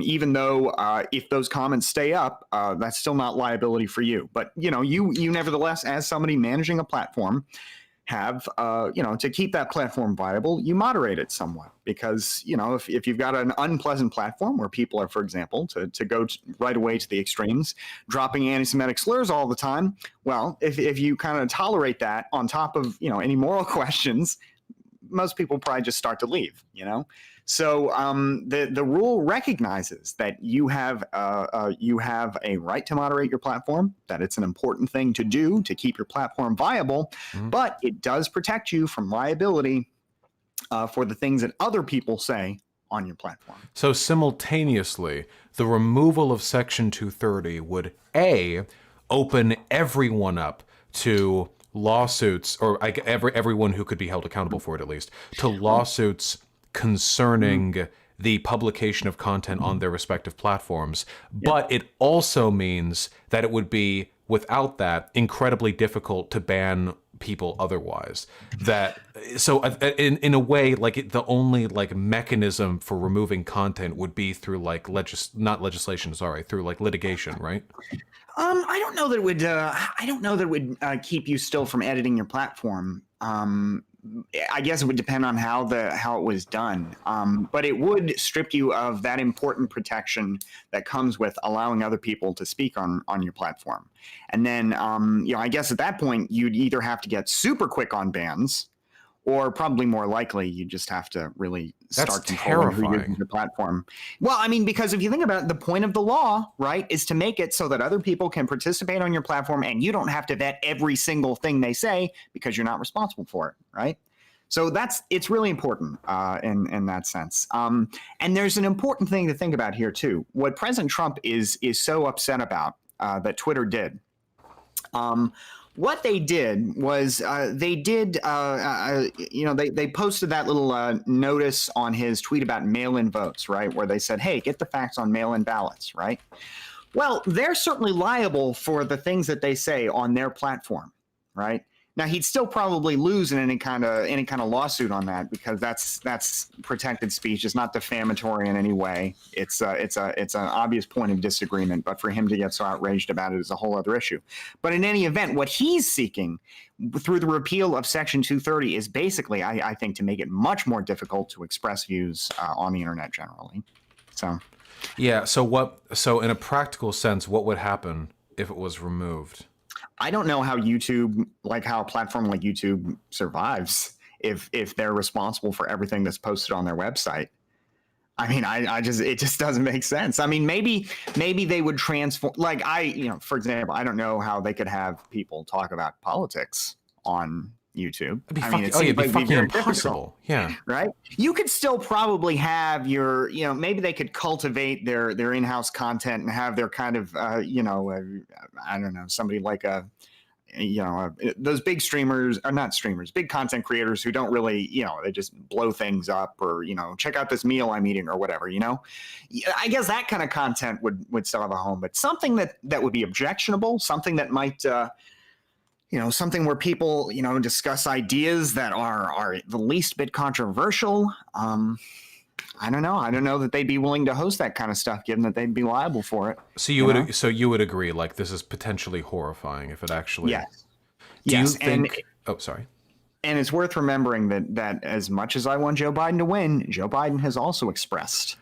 That's what I was going to ask. Is there a positive take on this? Because I do try to guide my people, I guess, towards responsible electoral decisions. With regards to Joe Biden, my understanding would be, just because the Democratic Party is a little bit less like sociopathically incompetent than the Republican Party, there would probably be a better or more reasonable plan and measure. Can you think of a good way to amend 230, or is this only bad? Well, if I were going to amend it, I would want to, I don't know. It feels all bad to me. Because I think that the way the internet works now is actually pretty good. I really don't understand the frustration with Section 230 unless you're upset that your views, for whatever reason, don't have traction. Like, I understand why you're upset with Section 230 if, for example, you're a fascist, or if you are the type who likes to meme about, killing the rich, because that's something that might get you banned.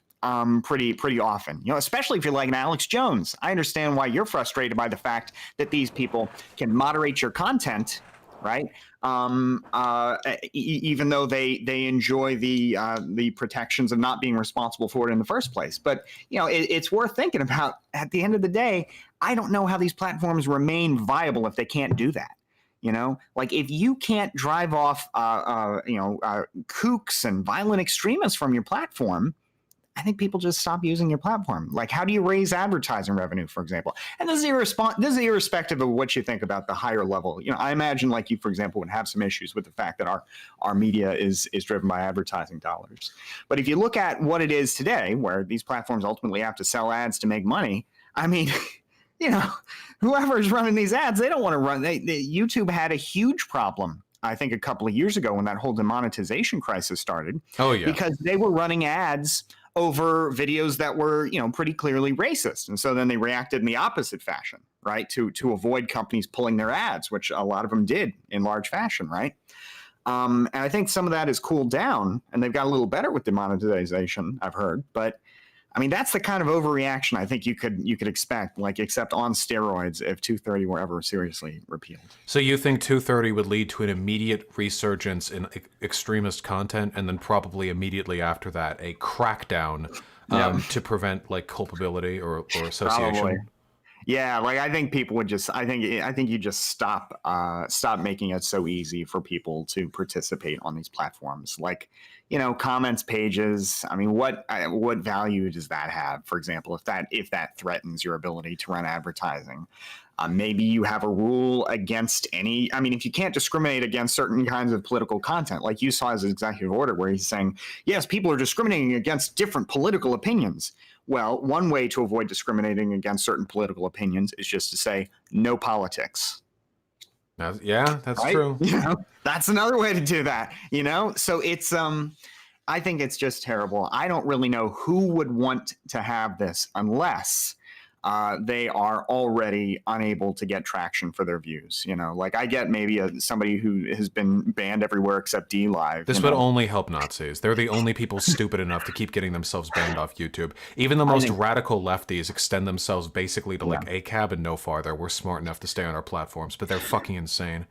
Yeah, and that's just like I think about my channel is pretty small by comparison, but I think about what happens when for example when I would start out, I didn't immediately ban people who would say things like, "Well, I'm a National Socialist." I'd say, "Well, I'll argue with you for a while. Maybe I'll change your mind or something." But what actually happens is you let one in, and then there's two, and then there's four, and then there's eight, and it just they just start. All you can do is stomp them out.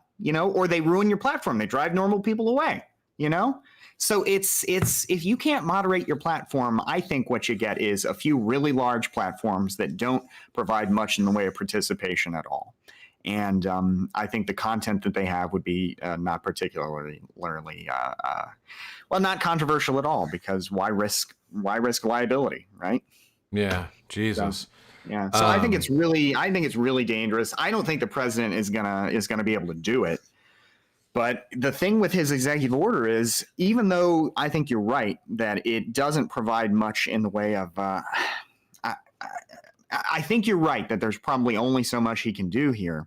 One thing there are two things that give me pause. One, that he's calling for the FCC to promulgate regulations, which. I mean, maybe they'll read it in a certain way. Like, for example, if you look at 230, in Section 230, it says that when you're talking about moderating a platform, the provider of the Internet Computer Service is not liable for action taken in, quote, good faith to restrict access to, objectionable, violent material, whatever. Right. Well, what is good faith exactly? Courts have evaluated that. To some degree, maybe the FCC will try and further define good faith in some fashion. Maybe if you they'll maybe limit the maybe they'll provide some kind of limit that makes it harder to police platforms. I don't know, but the bigger thing I guess I'm worried about is the chilling effect of all of this. Which is to say, if the federal government really is bearing down on these companies, maybe they just decide, you know what, the juice isn't worth the squeeze. We don't want all this federal attention. Let's just kind of do what he says. All right, just kind of let him go, let the wackos go, and just kind of ease up on trying to counter misinformation, ease up on trying to police our platforms, and just kind of basically give the extremists a little more legroom. Which would be bad. Yeah, I think so. I think it's to clarify, the reason that would happen is because if they did, after the removal of 230, begin to crack down on some of the more extremist stuff, they would no longer be protected by the good faith assumption they're trying to cultivate content, and they could be. Who would sue them in that case? Would it be the people who were kicked off, or would it be like? Well, if you got rid of 230, then if you get rid of that, then all that good faith stuff goes out because you're responsible for the things that are said on your platform. Then. That's why 230 is so important. But wouldn't that mean they would have to get rid of all the extremism? Yeah, I would think so. Okay, yeah. But they would also, I'm saying they would go over and beyond that, right? I'm sure, for example, the report of the week has a home. after 2:30, but maybe somebody who touches politics, or who maybe talks about the president in an unflattering manner. I mean, you, for example, heard about how I imagine you've heard that the Trump campaign has started suing people, or has been threatening people with lawsuits who run ads. Let me try and find this here. No, I remember what you're talking about. Yeah. Suing people who were running ads. Okay, let's see. Trump campaign sues Wisconsin broadcaster over virus response ad, right? So yeah, I don't know. I mean, if they're worried about that stuff, I have no doubt that a company, especially one like Twitter that's only been profitable for 2 years, would err on the side of caution. It is so strange that that he would lean in this direction, because it seems to me like, I mean, if his goal is to combat the censorship of conservatives, this would do so more than anything. Yeah, I really don't understand it. But let me see. Josh Hawley. Let me see. I know you're well aware of Josh Hawley. He is kind of I guess I view him as kind of the future of this disastrous conservative movement. Mm-hmm. He's kind of like a competent Trump. I think he's working on populism here. Unfortunately, and let's see. I mean, I guess his idea is, as currently interpreted by courts, Section 230 treats big tech companies as passive distributors, even when they substantially transform third-party content, like Twitter did to real Donald Trump. They get to act like publishers, but without the accountability. That's a problem. But the thing is that it's ultimately something decided. There isn't this category of like publishers, and then you do one thing and you. Oh, I've heard that. Yeah, I saw this PragerU video fucking years ago. This meaningless, asinine distinction between publisher and platform that they'd say because they ban one thing, therefore they're now legally responsible for everything else they have in their platform. It's not true. Yeah, it's always a context-sensitive decision. I mean, message by message. Like if Twitter edits one of the president's tweets, maybe they can be held to account for that, for the message that they have created. But that doesn't mean that they therefore cannot, for example, still be immune for the messages other people post on their platform. So if you're curious about it, there's a really good thread that Justin Amash wrote up, actually, about this that you might want to just check out briefly on your stream, where he just goes over some basically frequently asked or frequently posed conservative points, and then responds to them. And I know this was good because the only response from Josh Hawley was, "President Amash, how's the campaign? A little slow? Keep after it. Based on your Twitter, and you don't have any future as a lawyer." And he just, it's just the typical kind of personal attack in response to well laid out points. So gotcha. I think they just want to hurt these large companies because they are worried that their views aren't going to have an audience in the future.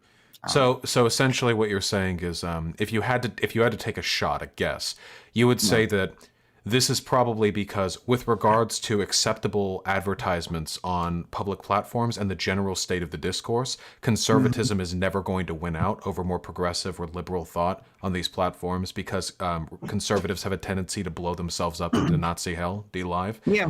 So if we just blow up politics in general, it's just fucking over the site. Like if we can't have the ball, nobody has the ball.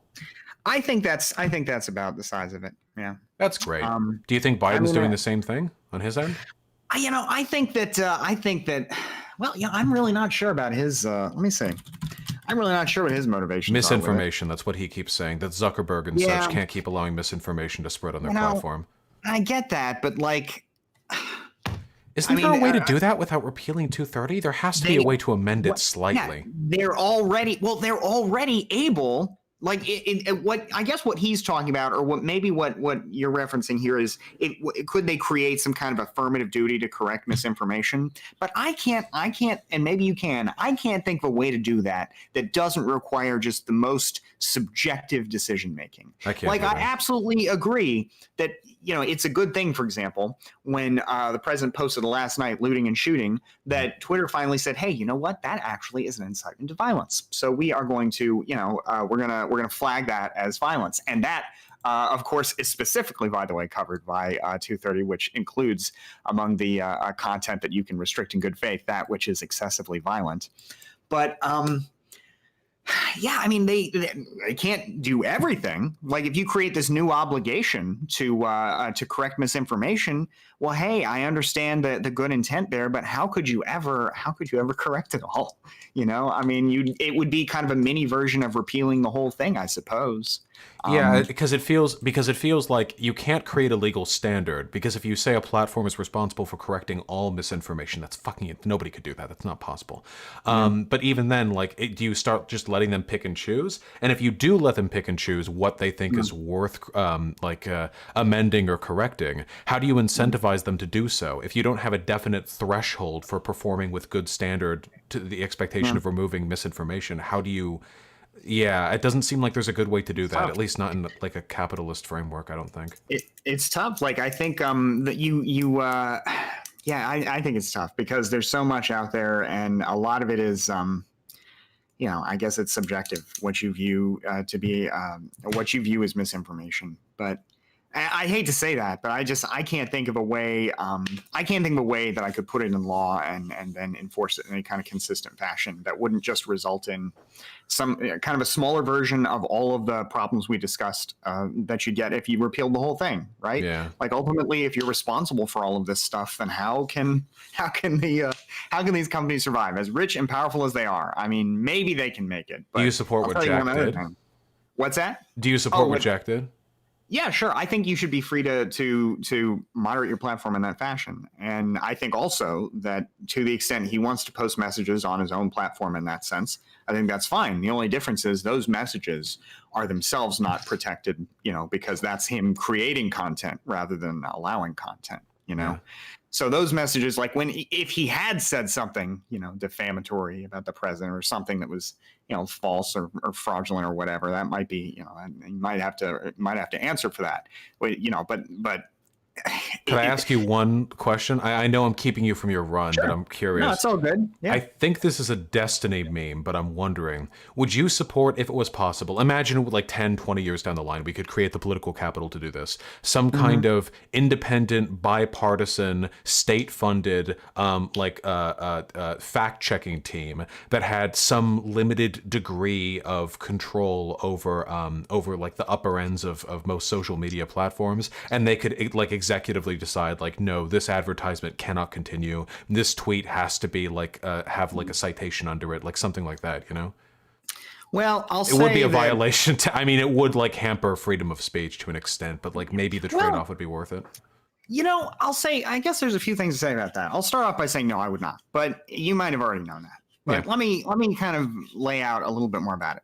First of all, I don't know that it would be something you couldn't do, because provided that I guess it would be, the part where government is putting out messages is different from the part where government is saying you can't put out messages. Yeah. That part is, of course, an infringement on freedom of speech. But if the government itself, if you're imagining an agency that says, hey, you know what, actually, we are the official Department of Truth or whatever, and all the vaccines are good, and you should eat this many vegetables and, whatever, right? Whatever you're trying to correct. Just the government putting out that information. I mean, government already does that with, for example, Voice of America, Radio Free Europe, all that stuff that they're not legally permitted to broadcast in the United States because of the worry that it would become state propaganda. Yeah. You can access that. You can access their websites in the United States, but I guess I would say that, to me, I think it would be about as effective as our the comparison I can draw closest to what we've already got is our Department of Agriculture, which provides information about, hey, what is a well-balanced diet? What should you be eating for good health? And, as much as I hate to say this, I think a lot of that is driven by lobbying. A lot of that is driven, and not even unreasonable lobbying, I think. Like, if, for example, the federal government is out there saying, well, the food that you produce, your food is good for people and your food is not good for people. Well, I totally understand why the people in the first category are happy with that decision and want to ensure that it goes on, despite what science may come out to correct the record. And the people in the second category who have a different opinion, right? Now the federal government is coming down on them, and they want to try and correct the record from their perspective or muddy the water. I feel like that kind of situation is unavoidable. So what I think you'd get, rather than any kind of, and I think it's unavoidable in a free society, like where people can interact and interface with their government, right? Yeah. I think what you Well, get I mean, is I completely agree like, with you. pizza. I'm not I a don't know, fucking statist after all. Well, do you remember the whole pizza is a vegetable thing with school lunches? Yeah, where they try to get like healthy meals. They serve you that little square. Right, and so Congress, has to evaluate which foods count for what purpose, and the decision was that pizza is actually a vegetable, and I think that's kind of the quality of truth you'd get out of out of basically a government truth department. Pizza can be classed as a vegetable, and I'm not saying that because even anybody is malicious.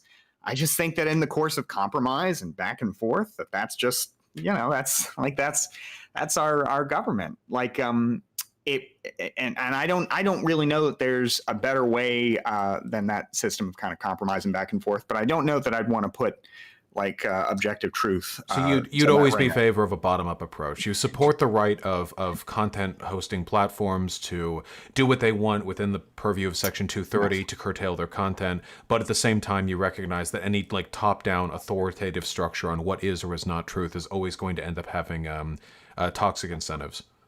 I mean, how could you? No, you couldn't. No, you couldn't. No, I completely agree. I was just curious if you had like a different angle on that. I mean, like most social problems, like it has to be done like brick by brick from the ground up. You can't just like fix systemic poverty or crime. Like it has to be done by investing. And in the same way, like right now, most of the misinformation on the internet comes from conservative circles. Everything from everything concerning climate change, a lot of stuff concerning vaccines, and a fuck ton of stuff concerning the way our government is run. This tends to be propagated largely by right-wing media, but we can't ban right-wing thought. We just have to beat them in the marketplace of ideas. We just got to shout even louder. Even if we decided, for example, this was something I talked with Destiny about, this question of, should you be fired or should somebody be able to fire you for your political opinions? Well, how could you decide what really is right-wing? Like, I mean, I know Mao called some of his political opponents rightists. Goddamn right. Is he right? I mean, was he right? Maybe. I don't know. How could you classify a lot of this stuff? I don't know that you ever could, even if everybody agreed, we hate right-wingers. Well, who's a right-winger? Well, so it's But you supported the right of businesses to ban people or to fire people for their political opinions. Yes, and I recognize that it's a lot easier to say, well, fire the Nazis. Fire the people who advocate for, extreme stuff that almost everybody disagrees with. But I don't know how you could ever consistently say. But you know what? If your opinion is merely that, say, the poor shouldn't get food stamps, well, that's something your employer shouldn't be able to stop you from saying. It's only when you say that the poor should be evicted from society and put into camps that then it's okay to fire you. I can't think of a way to put the standard out there. I mean, I understand though that's a kind of decision made in a situation with a huge power imbalance, but I don't know how else you can do it. Yeah, in our society, like we don't have a right to work in the way you would expect. Like it's not an entitlement, And if a business wants to cut contact with an employee because they feel the employee's reputation is toxic to the productivity of the company, I don't think there's. I mean, maybe it's fucked up in like a capitalist, like free enterprise kind of way, but within the purview of our own society, I think that's perfectly acceptable. I think and also the idea like if you go to an interview and you're being interviewed and you're like, yeah, I like to work and so on. My greatest weakness is that I take criticism too well. And also, I think that women should be used as breeding stock and that they're basically not human and can't love. Probably wouldn't get that job. But if it turns out you run a podcast where you say the exact same shit and your employers only find out after you've been hired, I mean, it seems weird, like the threshold for your personality test ends after you're given your badge, Yeah. So I can't really think about a way that it would. I can't think about a way that would work. But I do understand, like Destiny's point, for example, of I think people should be held liable for the things they do at work, or if we're talking about a relationship with whoever provides your housing, in the course of your your role as a tenant or whatever. I understand that desire for segmentation because what I'm proposing, I guess. I'm not really proposing it. I guess it's the status quo. I recognize that once you get knocked the fuck down, it makes it real hard to get back up. Oh yeah, for sure. Even if you learn your lesson, even if you decide, you know what, man, I was wrong. How could I be so wrong? But I can't think of any other way to address it. Certainly, at least in a free society. Now, I know in Europe they have that kind of right to be forgotten. At least in France, I'm not sure if that's. I think that'd probably be a good thing to implement here. That seems pretty reasonable. I don't think it's healthy that you can fuck up when you're like 17 and then when you're like 82, people are still, I don't think that's right. Yeah, I mean, so there may be something to that. I don't know the contours of it, but at the same time, I think the contours of it would really. Yeah, I don't know. I'm not a fucking lawawyer, but yeah, I know. I generally agree. Hey, free speech is difficult stuff. I got to talk about how rioters are actually based in Epic. Next, I really appreciate you coming on to elucidate some of these legal issues. And folks, one more thing, I just got to say this. Please shout yourself out. It's not my field of expertise. So if you come across a different opinion, check out Section 230 itself and read it and analyze it yourself. And there's a link right there if you've got a different opinion. Check me out at twitch.tv/BASTIET. I see the links in the chat. Thank you so much, Vosh. I appreciate it. Of course. Have a wonderful day. Enjoy your run. All right. Take care. Take care.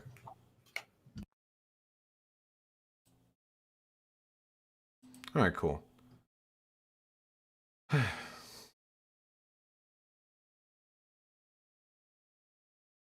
So I guess the summary to all of that is that Section 230 is essentially like a necessary part of how online free speech works today, and that Trump and Biden's threat to 230 are both very bad things, but I would still probably argue that Trump's intentions are far more sinister than Biden's are. I saw, yeah, he's in custody. Destiny has some fucking brain dead takes in the riots. Did you see it? Yeah, I saw it. We'll talk about that in just a second. Yep, we're gonna have to bully Biden on that too. Sorry. Oh, no. Here, let's go over donations. Lord knows we're a little backed up on that respect. And after that, we'll talk about the riots. Really appreciate you guys sticking around for that. I know that we didn't expect some weird, like, online legal talk, but Bastiat's actually a pretty cool dude in spite of being a dirty liberal, and I am happy to have had him come on. Do you think the cops should get the death penalty? No, I don't believe in the death penalty. Have a good one, Bastiat.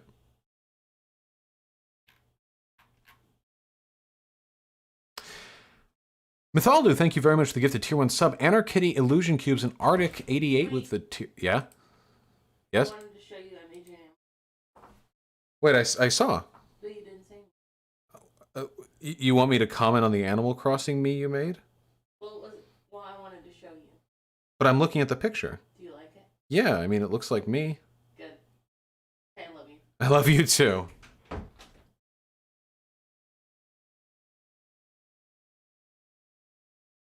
Fucking camera focus.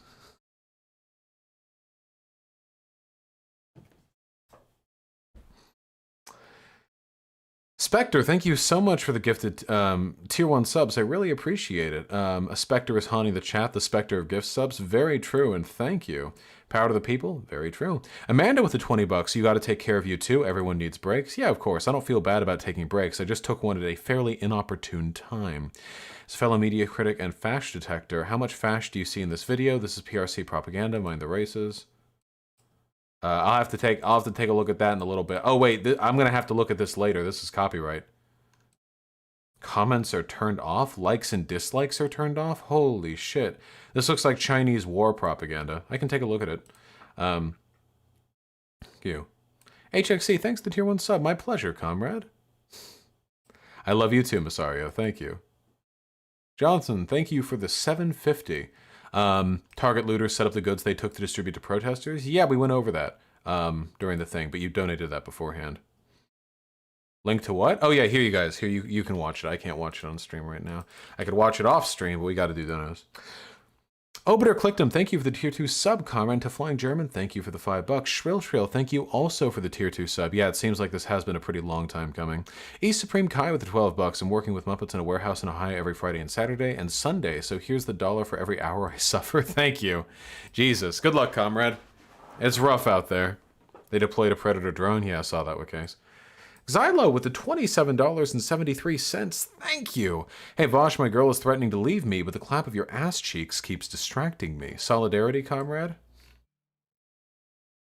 Got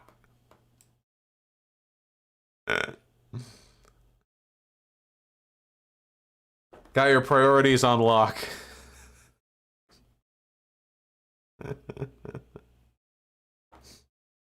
Very true. Have you guys ever been at like an orgy or a threesome or something like that, or foursome or whatever, and after you nut, or like after you're done, I guess, you're like, oh, okay, and you just find your phone, you just chill. Everyone else is like fucking, and you're just like, all right, here, okay.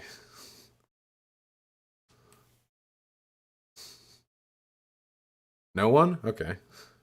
Yeah, totally relatable. Okay, all right, Jesus, fine, fuck, sorry for bringing it up. Jesus Christ, guys. TJ, thank you. Why did your fans report King Crocoduck's Twitter account for criticizing BLM? Why would my fans report King Crocoduck's Twitter account for criticizing BLM? I don't know. I never directed them to do that, and I haven't liked or retweeted anything from King Crocoduck or mentioned King Crocoduck in a really long time. So yeah, I have no idea why that would happen. I guess that's bad? I mean, I assume. I don't know if I'm getting the whole story here. Very true, Man Ray. Blacks aren't the bad drivers, according to Kyle Kalinske. Oh no, what did our boy say? Things we all hate, Asian drivers. Kyle Kalinske used to be a reactionary little fuck, didn't he? Edgy little boy. We'll see, Moose's descendant. You should watch Hassan's faux apology for the poor buildings that burned down. It's really funny. If you won't start yesterday's VOD at 9:40:20, I'll keep it in mind, comrade. Probably Hyena. Just check around. Thank you, Joey Phillips. I'm glad you enjoy the content. I try my best. All right, we gotta pick up the pace.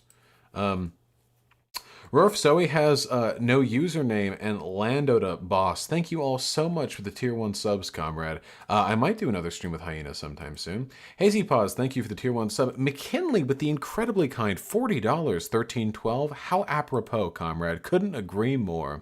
Trotsky for life, the tier 2 sub. Have not been watching enough Vosh lately. Well, Vosh hasn't been streaming enough lately, so that seems apropos, you know? Thank you, Nevid Nekai, for the $5. And likewise, Euphoric Aether and Corn Dude, 123 with the $5. Thank you.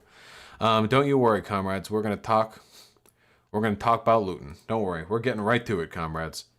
Please look at this ridiculously dumb baby. Okay, Bugatti Marquise. Baby.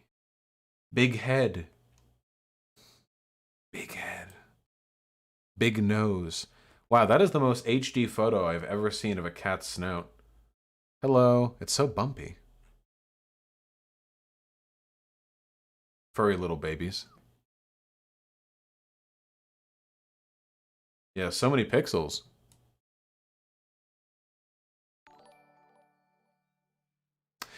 Trotsky for life with the tier 3 sub. I would vote for Biden, but I'm Canadian. Ooh, pretty cringe, bro. Imagine not being American. Sake the $10 wouldn't rule it out of the HRC's White House. She could call for the removal of all those people from Suicide Watch, maybe. If you have 1,300 good cops who ignore 12 bad cops, you have 1,312 bad cops. Very true, Kami Bravo. Very fucking true. Nice, procured. Seth Stobar with the $10. What about Obama's response to Ferguson? I don't remember Obama's response to Ferguson. Can somebody remind me what Obama did? What did Obama do? I forget. What did Obama do? True, Sophie Snew, and thank you for the $5. There are white reporters a block away unarrested. Yeah, James Hill, I completely forgot to mention that. My bad, I guess. His response was nothing. Ah, yeah, there you go. Trotsky for life with the $7. Canada is just as bad as America when it comes to race relations. I've heard that rumor. America just gets more of a rap because we tend to be a lot more violent here. Taro with the 1312. Vosh, I think this is relevant under the urban riots section. Oh, no, no, no, no, no.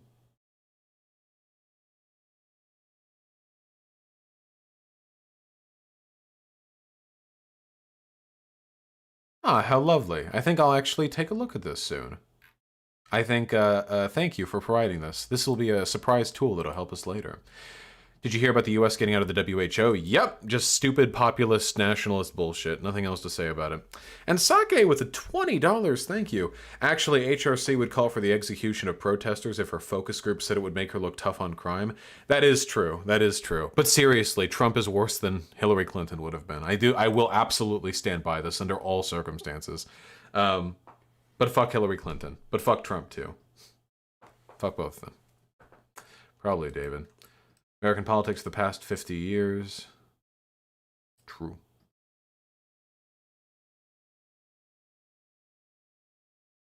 What about the string of abductions during the protests and the accusations of white men showing up with rifles? I'm not a news channel. I don't like covering on stuff that I can't like substantiate or that isn't fairly simple. If I go into all like the hyper-specific, like suggestive, speculative information, then I run a higher risk of saying something that might be untrue, and that concerns me greatly.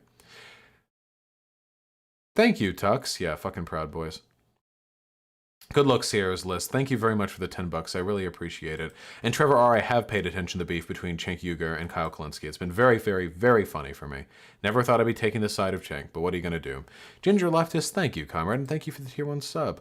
What are your thoughts on doing them doing Baldur's Gate 3? I mean, I'm sure Baldur's Gate 3 is going to be great. I don't know if it's going to be my type of game. Debate Kevin Logan and Christy Winters? I'd love to talk with them, but they're pussies, dude. Oh, actually, I don't want to give them the attention.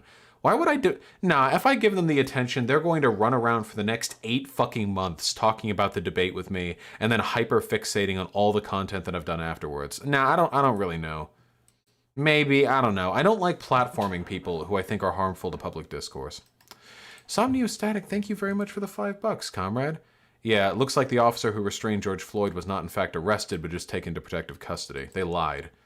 Maybe we'll do, David. Catherine Delgado with the $10 ducat. You have me sold. Thank you, comrade. I'm a very good salesman, I guess. Bread Conquer with the $10. Trump should have said when I meant shooting, I meant in Minecraft. Yeah, everyone's gotta have that in Minecraft ready.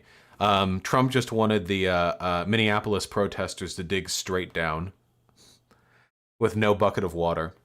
The Obtainable Mind with the $5. Thank you very much. And maybe one day, Asker HB, maybe one day I'll get an ad blocker. Sake at the $10. Either Biden's so dumb he's falling for Trump's lies, or he's trying to push Bernie or bust because he realized he can't win. Just so you know, because I don't want to spread misinformation or anything, currently Biden is pulling ahead pretty significantly than Trump in like every way.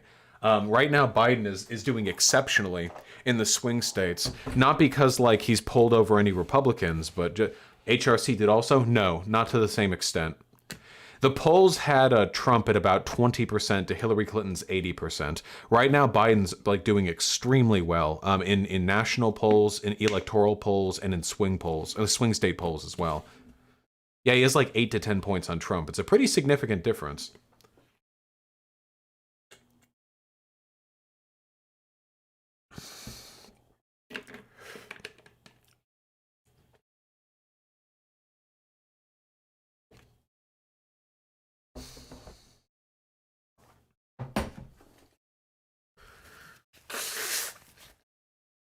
Yeah, imagine losing to Biden.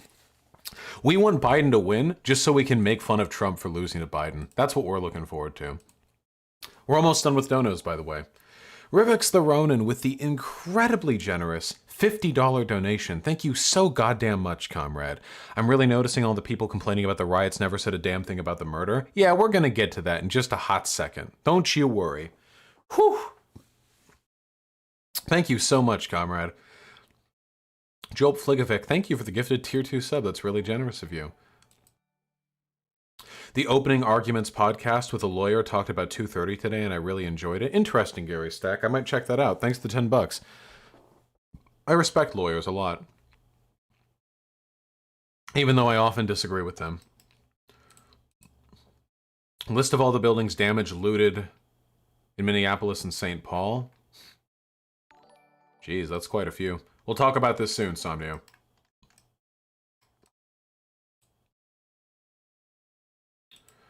We need to make a new Patreon that doesn't ban not safe for work content while still cracking down on neo-Nazis sick of liberal BS. Well, they can't. If there was a Patreon that didn't ban not safe for work content, that they could be held liable for the exemptions made to 230, and they could be sued for like their violation of that law.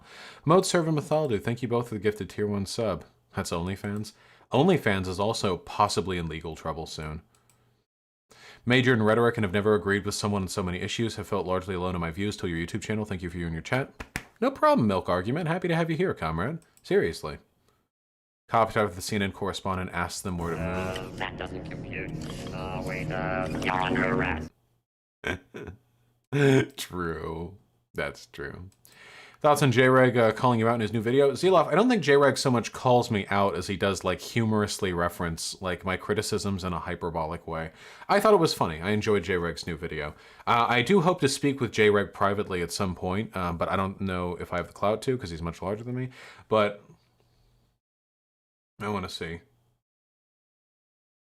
What is your relationship with Hassan Piker? I have no fucking idea how he feels about me. He still doesn't follow me on Twitter. It seems weird.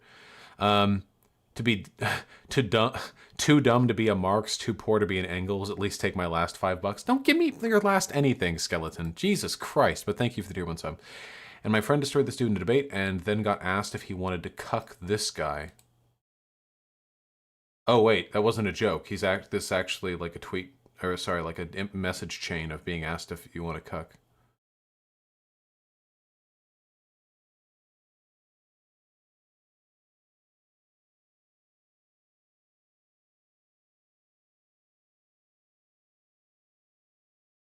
You know, I've debated a lot of people, but none of them afterwards have come to me and said they wanted me to fuck their girlfriend. Maybe I'm missing out.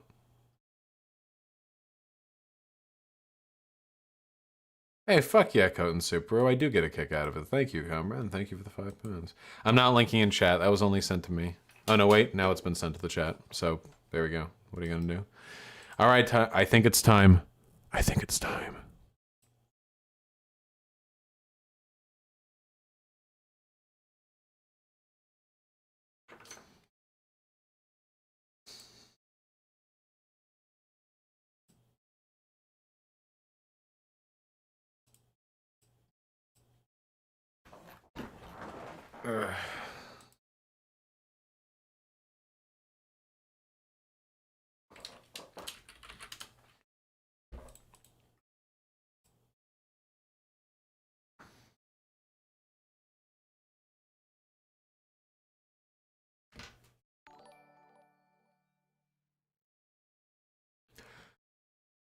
I understand why people would be opposed to rioting. Rioting is very dangerous, and it is very, at least on a surface level, unproductive. It makes sense that one would look at rioting and have a natural, instinctive, repulsive reaction to it.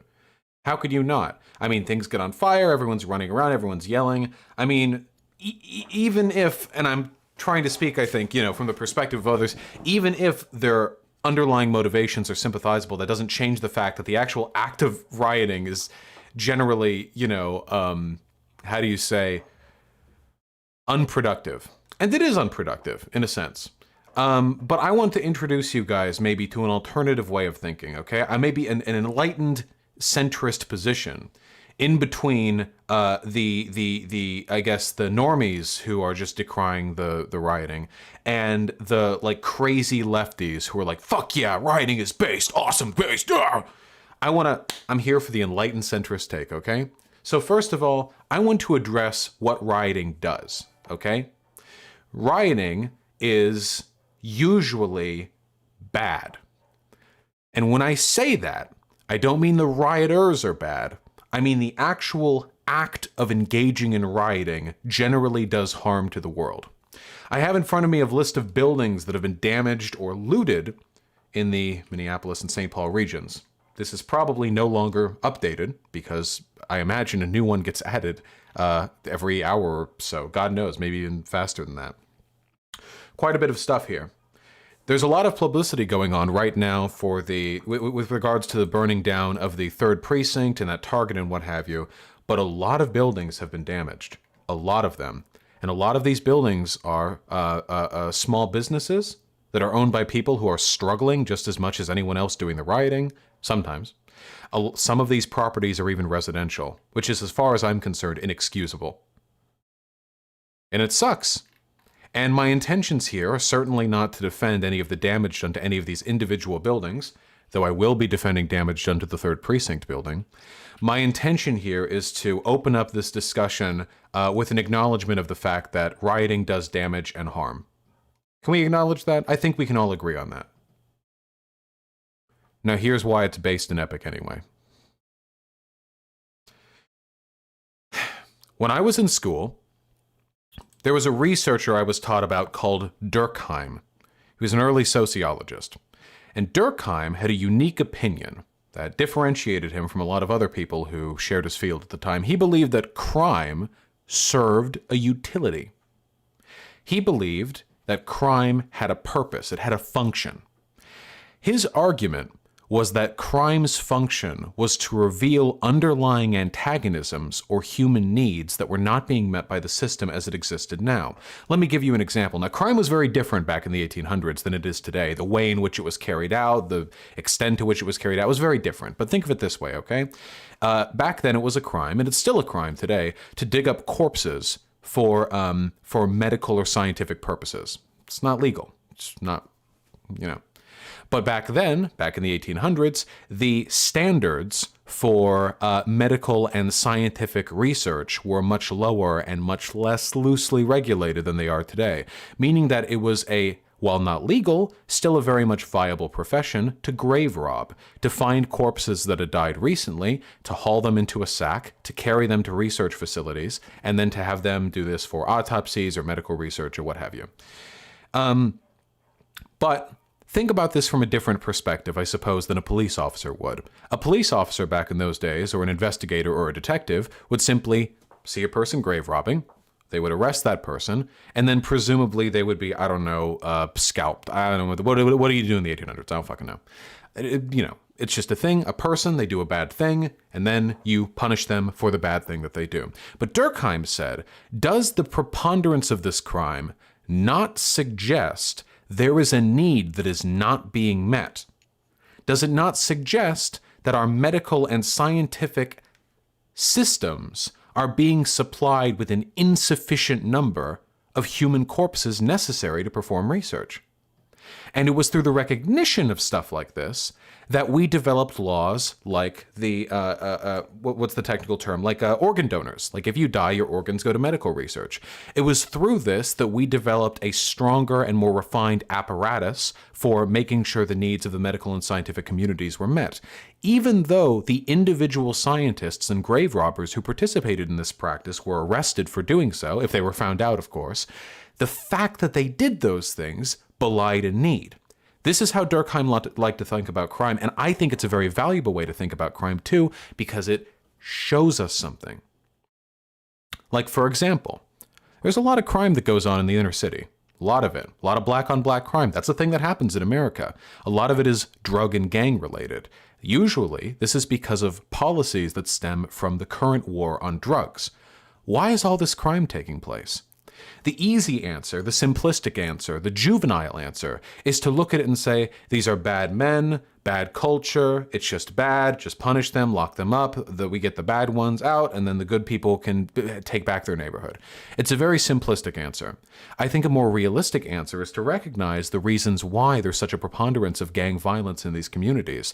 Like, say, for example, what if you grow up in an environment where there are very few job opportunities and you're being saddled constantly with predatory debt?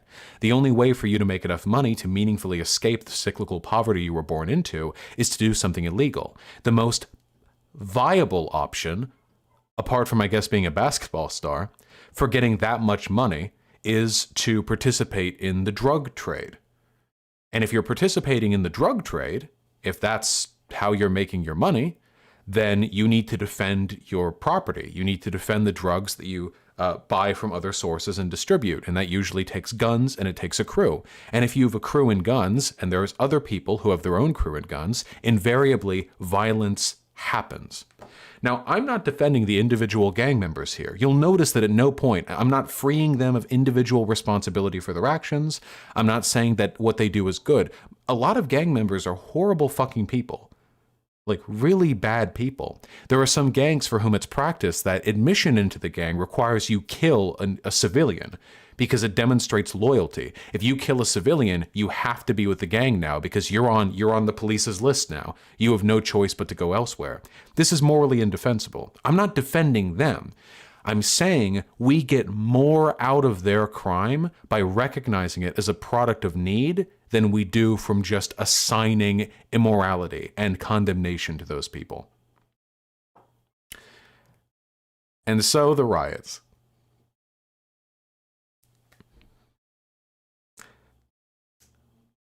Rioting belies a need. The riots that are taking place right now in Minneapolis are taking place because of long pent-up racial and class-oriented frustrations on the part of those who are taking to the streets. Happy populations don't riot. Unless we're talking about white people at sporting events, okay? Hey, listen, we're not talking about that. Generally speaking, happy populations don't riot. Ever. Why the fuck would they? I mean, really, really, really think about it, okay? In a world where there is no racial bias in the police, and a world where people experience more or less equal economic parity, and you hear a guy dies due to like a shitty cop, you're not gonna go outside and fucking burn down a Target because of that. Are you fucking kidding me? There's nowhere near the individual level of emotional investment in the death of one random person in your city is not sufficient to motivate hundreds or thousands of people to go out there and riot and loot. It's not possible. It doesn't work that way. There are underlying problems, and those problems existed before George Floyd was murdered. So George Floyd, in a way, is almost irrelevant to the riots. He's an instigatory factor, but is he the reason they're rioting? Not really. The underlying problems are the reason that they're rioting. And at this point, when we talk about riots, which I have again acknowledged are largely destructive affairs, and I completely agree with that, if we acknowledge that rioting is a sociological outcome following a certain set of social conditions, does it not make more sense to attempt to prevent future riots by impugning the conditions which led to the rioting than it does to impugn the rioters? The optics of the situation are essentially irrelevant. This is just a natural outcome of a set of conditions over which we've had control for centuries and have chosen to ignore. The people in the neighborhood of Minneapolis, the poor black folk, they know their police force is racist as fuck. They know they're being kept under the boot of economic disenfranchisement. This isn't news to them. But to the rest of the world, what do you see? You look at Minneapolis now and you see it on fire. But this is only the spark being lit to a powder keg that's being stacked for decades now. And I think, as far as I'm concerned, if we're to assign culpability, the fault ultimately lies on the part of everyone who was responsible for building up those social conditions, for leading things to the place that they are now. Now, I'm not taking away individual culpability, individual responsibility from any of the rioters or looters. Some of those looters are probably pieces of shit. I can say that because a lot of humans are pieces of shit, and statistically speaking, some of them are probably in that riot. That's just how it works. And invariably, the misdeeds of a small percentage of rioters and protesters usually ends up being extrapolated to the broader rioting group, and then the whole people, you see like one video of like a black kid with like a 2x4, like smacking a window and like running in to grab a TV, and that's what you think of the rioters, right? When most of them are actually just out there on the streets talking, communicating, and setting fire to police precincts, which I will be defending shortly. Is looting an inevitable outcome of rioting? In poor neighborhoods? Yes, 100%. Rioting on its own is a result of sociological discontent, but when it comes to looting, if you're in a poor neighborhood, if you spent your entire life barely being able to make your rent, and then things get like thrown off, absolutely.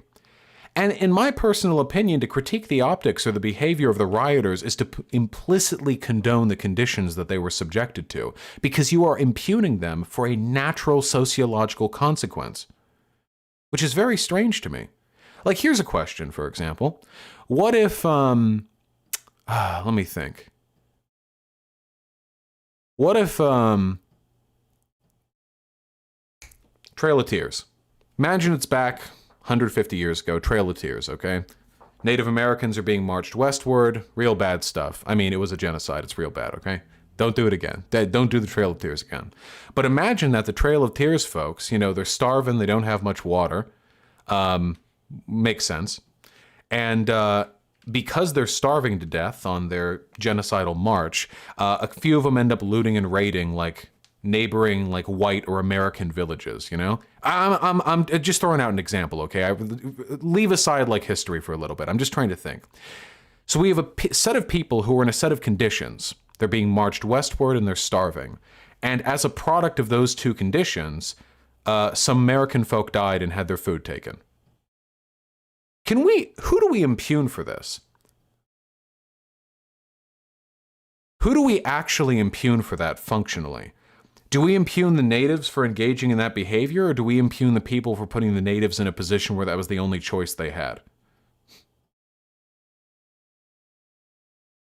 Americans cry out in pain as they strike the minority.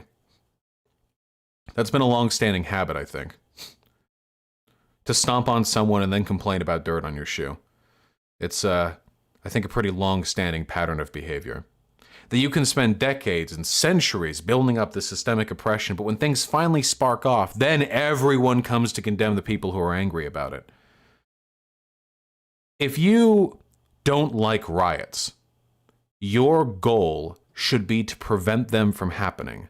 But condemning rioters doesn't prevent them from happening because optics are irrelevant when you've spent your entire fucking life subjected to systems of discrimination that have left you completely disempowered. They don't fucking care. You think some fucking 18-year-old black kid is gonna like spend his whole life being shit on by the police, no hope, no future, shit school, shit neighborhood, and then like things finally pop off and this kid's going to think like, oh, well, people aren't going to look very favorably upon this behavior. I'll just sit at home and watch as other people do the rioting and looting. Like, well, this didn't change anything. It's a very simplistic way of addressing these problems, you know? It reminds me a little bit of a debate that Destiny had with Sargon of Akkad a while back, where they were talking about the cause of crime in black neighborhoods. And Destiny was making the argument that impugning the poor responsibility or poor decision-making of black people is almost irrelevant. It's almost counterproductive, because you're shifting the blame away from the causes of that crime towards some perceived libertarian free will, like where we just blame people for the things they do, even if the things they do are a natural consequence of conditions they've been subjected to. Don't impugn the rioters. If you want to stop riots from happening, fix institutional racism, fix the mistreatment of black people by the police, fix economic disparities. That's what you can do. That'll fix it. That'll do it right there. That will genuinely do it. That will fix the problem. But when you just sit here and you condemn the protesters, and that's all you do, you know, like, oh, well, the racism is bad, but protesting isn't productive. Productivity is irrelevant to them. Imagine, I used this example last night, but imagine if like, if you're like a mom, I guess. Just imagine. I know, you know, maybe we got some moms watching, I don't know. Imagine you're a mom and you have like a boyfriend, and your boyfriend beats the shit out of your kid. It's your kid. Boyfriend just beats the fuck out of your kid. Abusive as all shit. Physical, emotional, just bad as it comes, you know? One of these days, the kid's 13 now, finally has enough of it, swings at the boyfriend, sorry. Finally runs off and decks the guy. 13-year-old boy can throw a pretty nice roundhouse, you know? That gives nice big bruise on the abuser's face. Imagine you as the mom coming up to the boy after being silent this entire time and saying, hey, listen, I get that what my boyfriend is doing is wrong, but that's not very productive. You probably shouldn't be doing that. Fucking excuse me?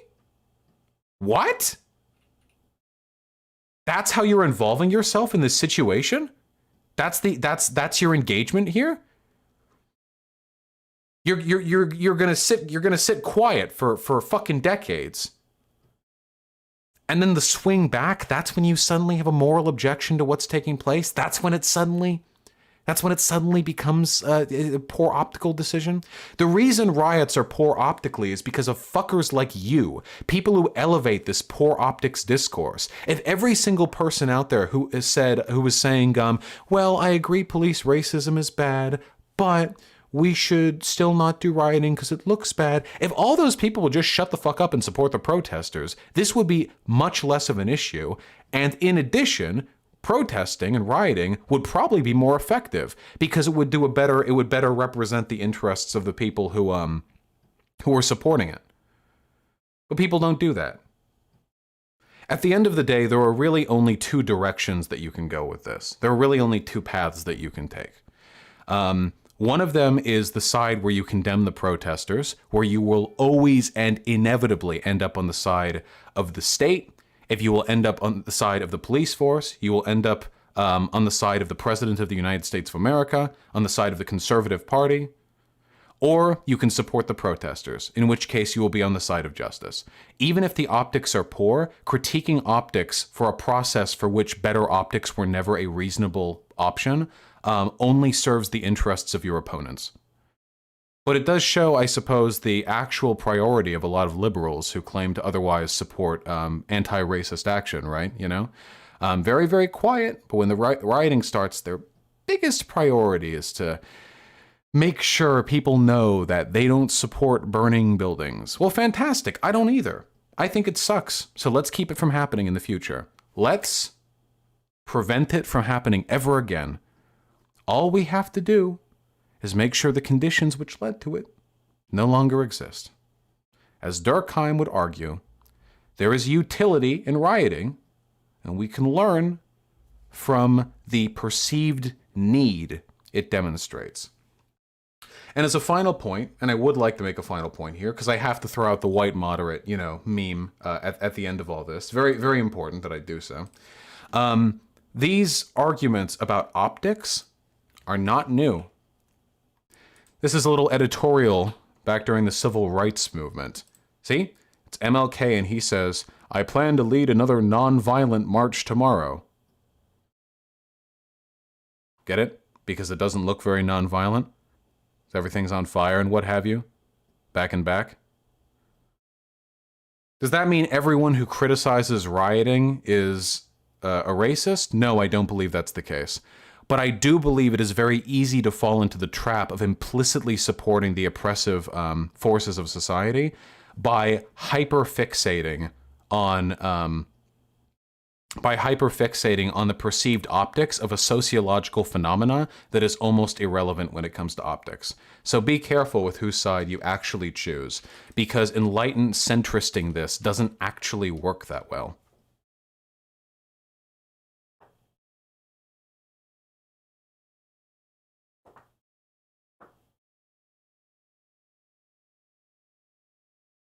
My humble opinion. Did Elon's rocket blow up? Oh no! Elon, no!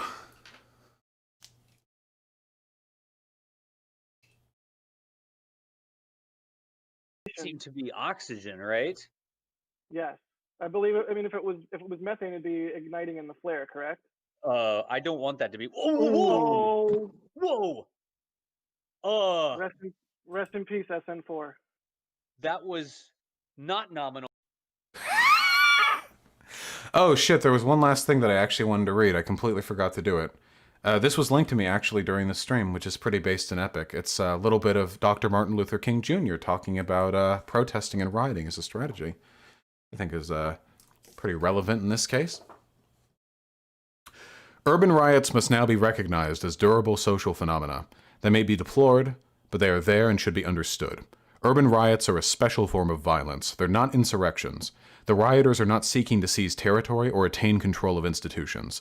They are mainly intended to shock the white community. This is obviously in the context of a pretty purely racialized conflict, where I think there's more of a class element present in this current thing, but I think it's applicable nonetheless. They are a distorted form of social protest. The looting, which is their principal feature, serves many functions. It enables the most enraged and deprived Negro to take hold of consumer goods with the ease the white man does by using his purse. Often the Negro does not even want what he takes, he wants the experience of taking. But most of all, alienated from society and knowing that this society cherishes property above people, he is shocking it by abusing property rights. There are thus elements of emotional catharsis in the violent act. This may explain why most cities in which riots have occurred have not had a repetition, even though the causative condition remains. It is also noteworthy that the amount of physical harm done to white people other than the police is infinitesimal, and in Detroit, whites and Negroes looted in unity. Please don't read the N-word? Holy shit, is this seriously what you guys are focusing on? Fuck off. A profound judgment of today's riots were expressed by Victor Hugo a century ago. He said, "If a soul is left in the darkness, sins will be committed. The guilty one is not he who commits the sin, but he who causes the darkness." This is pretty much literally what I just said, except in more flowery language. The policymakers of the white society have caused the darkness, they create discrimination, they structured the slums, and they perpetuate unemployment, ignorance, and poverty. It is incontestable and deplorable that Negroes have committed crimes, but they are derivative crimes. Holy shit, I hadn't even read this, but this is like word for word what I said. They are born of the greater crimes of the white society. When we ask Negroes to abide by the law, let us also demand that the white man abide by the law in the ghettos. Day in and day out, he violates welfare laws to deprive the poor of their meager allotments. He flagrantly violates building codes and regulations, his police make a mockery of law, and he violates laws on equal employment and education and the provisions for civic services. The slums are the handiwork of a vicious system of the white society. Negroes live in them, but do not make them any more than a prisoner makes a prison. Let us say boldly that if the violations of law by the white man in the slums over the years were calculated and compared with the law-breaking of a few days of riots, the hardened criminal would be the white man. These often are difficult things to say, but I have come to see more and more that it is necessary to utter the truth in order to deal with the great problems we face in our society. People sure do like painting Martin Luther King Jr. as some kind of milquetoast liberal, but boy, oh boy, that man was a revolutionary through and through. It's a shame that after he did his best to address race issues in the country, he was killed by the government after he tried to build a working class coalition. Makes sense, though. Wasn't the only time they killed a black fella who was doing that.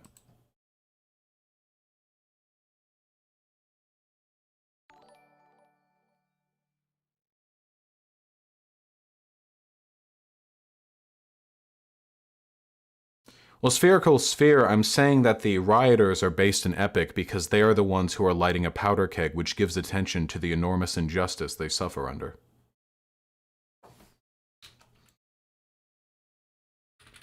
Alright, Destiny, what were you saying?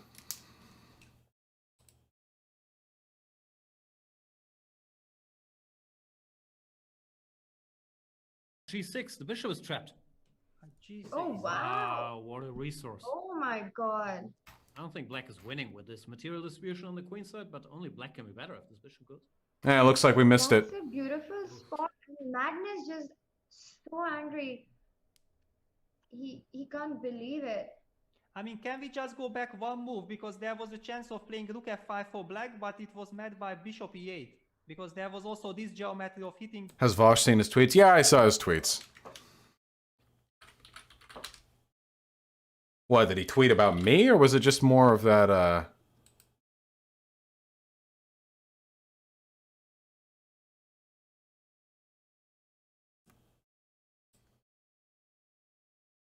Twitter Stinny is not very good. How does this all relate to optics? I see a lot of people talking about in Discords. You can't... Optics are irrelevant. Optics, you can critique optics if we're talking about independent political agents who are independently acting to try and affect political change. But riots aren't like a collection of fucking like advocates getting together and planning something. It's a violent reaction to the system as it exists. Optics is irrelevant in this case. Like if you put people in those conditions, they will do those things. Can I take a look at this graphic? Yeah, I love graphics.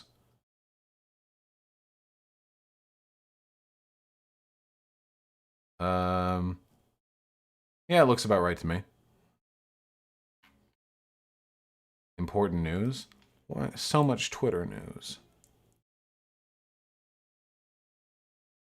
Yes, Trump did back off the World Health Organization. Does anyone know what criticisms Destiny levied against me? Can we critique the optics of the crazy lefties you mentioned before that? No, because if we critique their optics, all we're doing is bolstering the perspective of people who want to condemn unilaterally the rioters. I don't play into that game. Critiquing optics is good and fine when critiquing those optics leads to a better world. If it doesn't lead to a better world, there's absolutely no reason to critique those optics. In this case, critiquing the optics of people who are siding with the protesters, even if they're doing it in a cringy and LARPy way, is, as far as I'm concerned, a bad thing. Weren't the LA riots in 1990s also because of police killing a black person? Yes, that was the Rodney King beating. Not murder, but beating. Wait, did he die? Wait, hold on. No, it was just the beating, right? Yeah, beaten. Yeah, it's just beaten. Pretty bad beaten, though. Funnily, what happened to Rodney King was actually nowhere near as bad as what happened to, George. Toss a coin to your streamer, oh, viewers aplenty. Didn't you say you were going to defend burning the precinct down? Oh, I forgot. Well, whatever. It'll stand. Uh-oh. Wait. See Twitter. A hardware thing. Oh, and he's watching League of Legends on mobile. So does nobody have any idea of what Destiny said? Was it just like saying that I'm dumb for saying he's dumb? Was that the gist of it?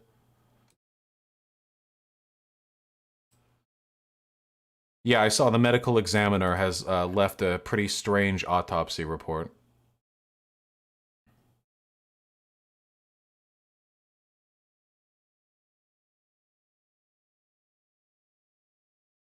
Vosh bad? Yeah, okay. Destiny said you're dumb, I'm afraid he is right. Damn. Impugned.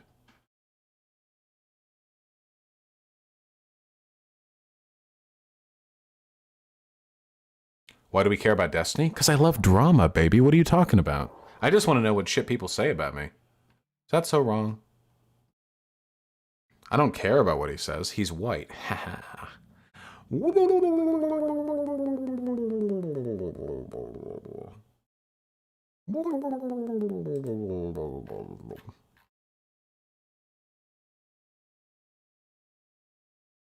your opinion on the optics of this?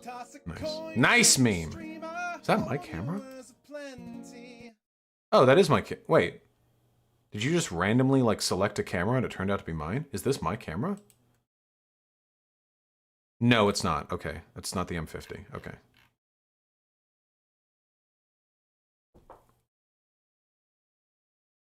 Your intervention as a moderator between him and Rem was quite wholesome. Yeah. It's a good meme. I do like having people just hop on. It just makes it so much harder because I'm on Twitch. What do you think of the I Have a Dream speech? I mean, it was deliberately more milquetoast than a lot of the other stuff that Dr. Martin Luther King did and said because it was meant to appeal to a much broader audience. I mean, it's a good speech. Like, when should the riot stop? I don't know if there's a should. They stop when they stop, right? I mean, I don't know. People act as though it's like a controlled thing, I think. Curfew in Minneapolis, oof. Yeah, well, if they're sending in the National Guard, that makes sense. What do you think of the roof Koreans during the LA riots? I'm not gonna lie, I think that's pretty fucked up. On one hand, I do believe you should be able to defend yourself with violent force if you're attacked, but on the other hand, from what I've read, a lot of them rooftop Koreans were legit just like looking for anyone to shoot if they like came near. A lot of Koreans in Los Angeles are super fucking racist against black people.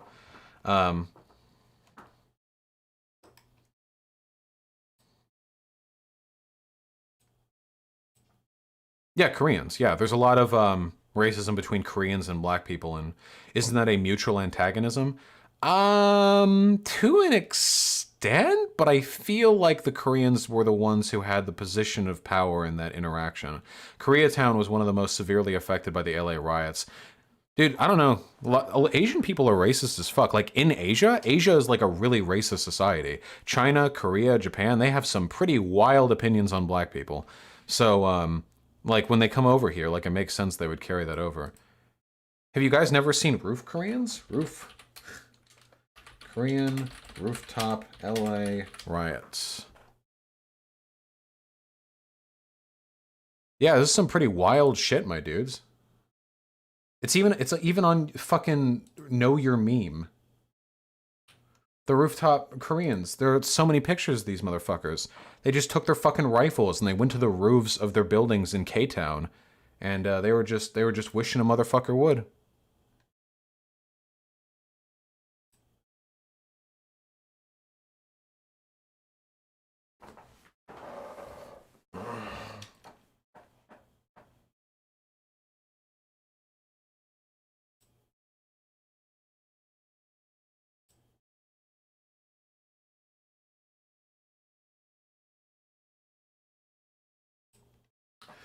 Would I ever debate Mike from PA? That guy is the epitome of an obnoxious brain-dead Bernie or Buster, and as you love drama and owning people, Mike is an excellent potential debate candidate. Yeah, I might. I really am trying to hold off on Bernie or Bust stuff for a little while, but Mike from PA did, like, push me on it a little while ago. I don't know. I don't like Bernie. I don't like Mike. Are you going to address Trump pulling the U.S. out of the WHO? What is there to say? It's just more brain-dead populism, like, oh, WHO bad because they're a puppet of China or something like that. It's like, there's not, what am I supposed to say? Trump does bad thing because he's stupid and his fans are racist. Like, what am I don't know. Will you speak on the anti-blackness in Muslim culture? No, that sounds complicated, my dude. They're trying to get him off for murder? All right, I'm getting a lot of tweets being thrown at me here. Yes, I see it. Yes, the medical examiner has provided some wacky fucking info.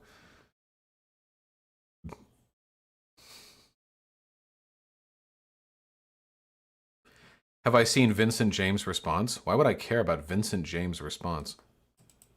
Oh, are we dead? Uh-oh.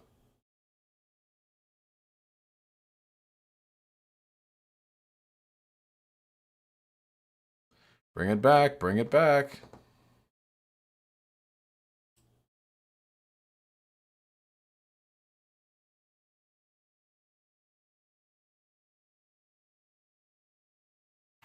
There we go. Welcome back. Did you see the woman who was pushed off a balcony by police? They're trying to call it a suicide? No, I have not seen that.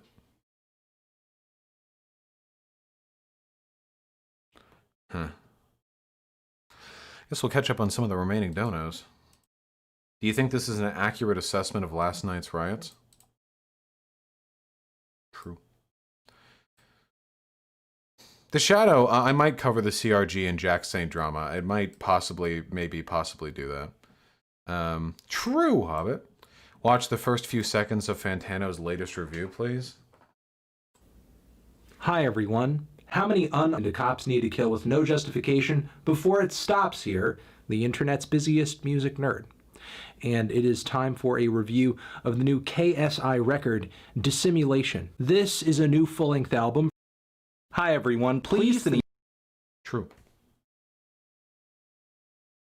Geez, are you guys okay down there? Just a little bit of stream troubles and you all are freaking out. Holy shit.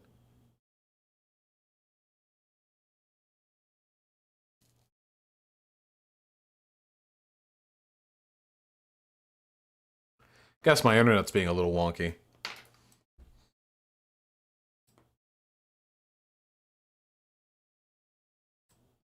Been watching you, how important optics are. Thank you, Punk Rock Pragmatism. How very pragmatic of you. I appreciate that. Zephyrden with the incredibly generous $25. Definitely not money laundering and or a manic episode. Please do take care of yourself, comrade. But thank you very much for the 25. I hope it is the money laundering.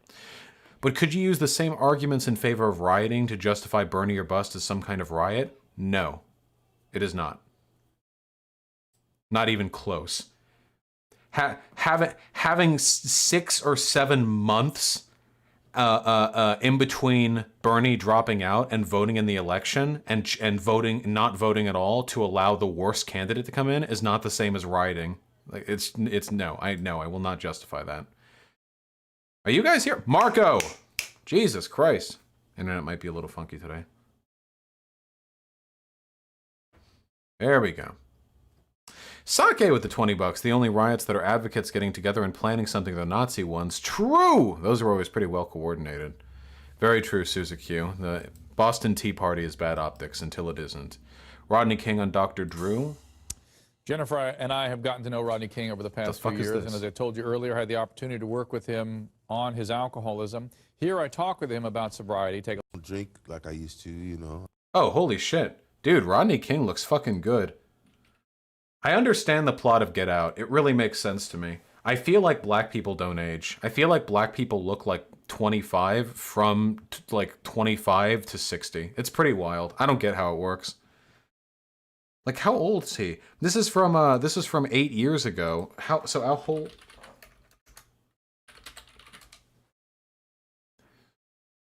No, not Rodney King riots, just Rodney King. Wait, he's dead?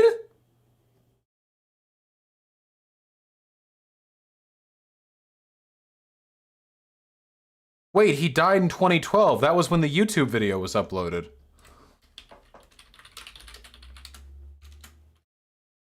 Alcoholic intoxication? Wait, but he went on the show to say he wasn't drinking anymore. Oh no, that's so sad. What the fuck?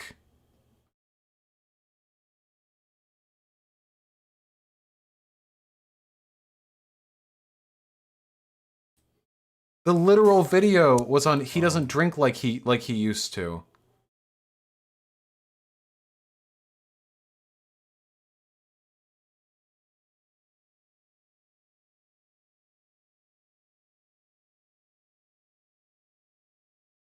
Well, that fucking sucks. That wasn't a departure I wanted to go down. Somniostatic, why'd you share that video with me? What the fuck?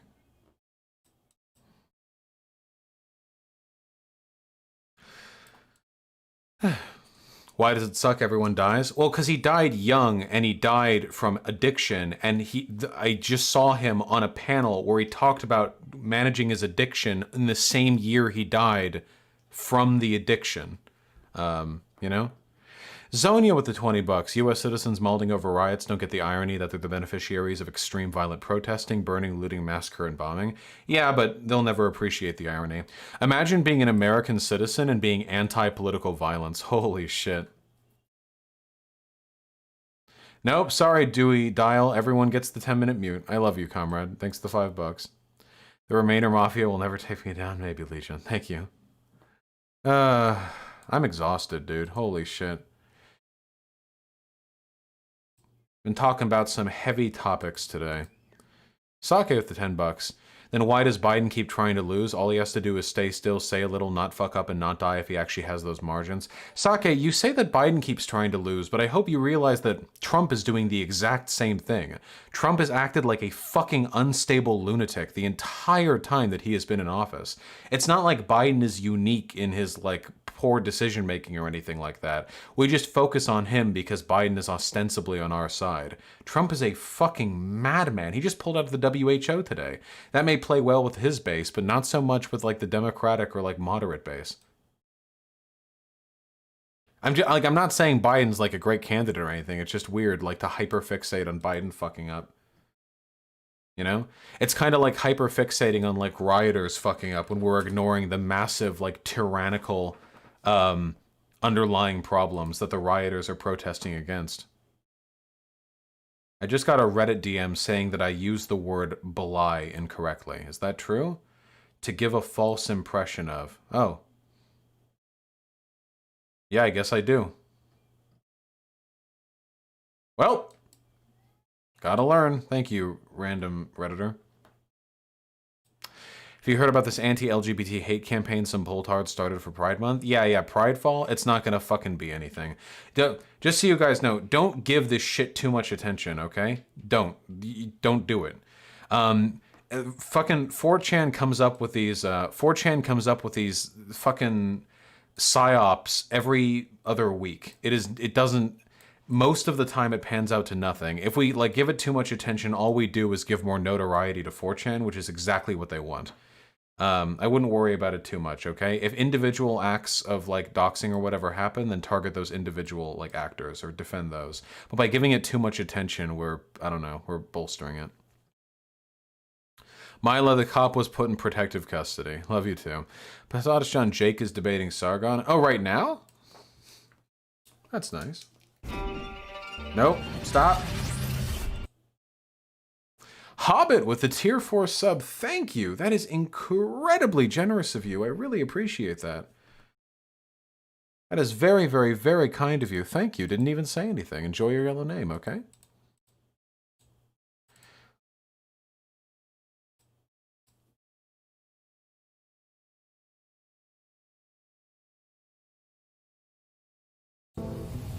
All right, what are we at? So what I'm probably going to have to do here... It's even closer than my cam. ...is... I'm going to have to shut off my camera real quick, okay? Her ramble was just a gorilla.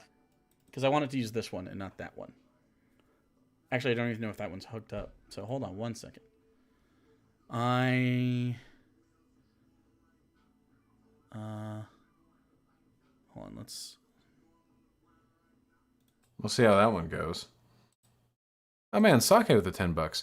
I'm aware I just meant that Trump will naturally eat himself like all fascist regimes tend to. I'm just at a loss why Biden doesn't see that and just coasts. I don't know, dude. I wonder if there are going to be any scathing exposés from the Biden campaign administration. Like after all this is done, you know? I wonder if there's going to be any like a tell-all book or something like that, talking about the Biden campaign team and like how fucking weird everything was. I'd be interested in seeing that. Looks like, looks like Sargon is... Oh no, Sargon's not late. It's 5 minutes till. Who the fuck is this? That's Actual Jake. I think Actual Jake is a soc dem, not like a full-on socialist, but still a cool dude, I would say. Why don't we have cowboy emotes like this? Maybe one day, comrade.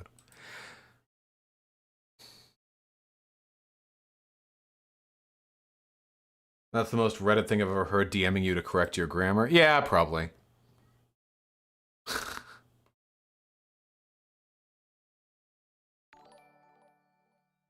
Secular Talk / Kyle Kalinske just called Bernie a cuck in his new video. That's great. Because my unfortunate current analysis of the situation is that any kind of change that we're ever going to get is going to come through the Democratic Party, but it's going to come from leftists taking over the Democratic Party. And I understand that that's hard. I understand that there's always setbacks. I understand that we just had a major setback because Bernie's a cuck and didn't fight hard enough to beat Biden and had a terrible strategy post Super Tuesday. What a fucking idiot. First of all, post Super Tuesday, nothing about Bernie's strategy post Super Tuesday could have changed the outcome of that primary. It was already done, outside of some fucking literal fucking act of God. Second of all, Bernie has done more to extract concessions from the Democratic Party than everyone else over the past 40 years combined. Literally, nobody in the history of the Democratic Party has been more successful in extracting concessions than Bernie Sanders. It is extraordinary how good he has been at it. Third of all, you can't critique him for being a cuck when you just said the left needs to extract concessions and he's done it better than anyone else. Fourth of all, the way that he talks about, like, well, his bad strategy post Super Tuesday. Oh yeah, dude, like your fucking political strategy is on point. You literal simpering fucking 60 IQ brain dead troglodyte fucking populist who has no idea how the political system works and whose entire fucking political operandi is based out of spite and anger and frustration and nothing else. Holy fucking shit. I hate this guy. I fucking hate Kyle Kalinske so much. He's such a horrible, dishonest fucking actor. It's insane. I can't believe people like him. I understand all that, but I still think that the only way that we actually win is by taking over one of the two major parties. Yeah, no shit. So do you think it's going to be the Republicans or the Democrats? Oh, the Democrats? Okay, then I guess we should praise people who have done more than anyone else in history to extract concessions and move the Democratic Party left. Or no, we want to call him a cuck because you're still personally, emotionally fucking hurt that your daddy didn't do what you wanted him to do, which was like firebomb the DNC after Super Tuesday didn't work out for him. I know that's what you were looking forward to. The moment things didn't go your way like a child, you wanted to throw all your fucking balls out of the pit and just watch Daddy Sanders like get super angry at the DNC so you could jerk yourself off to his righteous rage. But he didn't do that. Instead, he did the thing that was effective, that would actually work to change things in a positive manner, and you're mad at him over it. That's it, because that's the way our system functions. I think it's gross. I don't want to be a Democrat. I'm really an independent who caucuses with the left, but, you know... Don't fucking care. Didn't ask, don't care. Plus, you're white. Sorry. I just think it's rigged against independents and Greens, but Chris Hedges prove me wrong and make me change my tune on third-party politics. I would love to be proven wrong. Maybe all it takes is somebody who's famous, who can run on one of those third-party banners and who could do well. I mean, Ross Perot... I fucking hate him so much. He's such a slimy, fucking disgusting political operative. I'm never going to be as big as Secular Talk. That's so frustrating, dude. Holy shit, that's so fucking obnoxious. I'm never going to have the reach he has.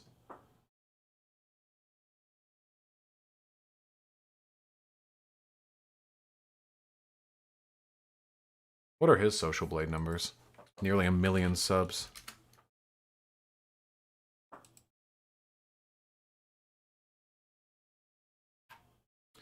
What do I get? 4 million views a month?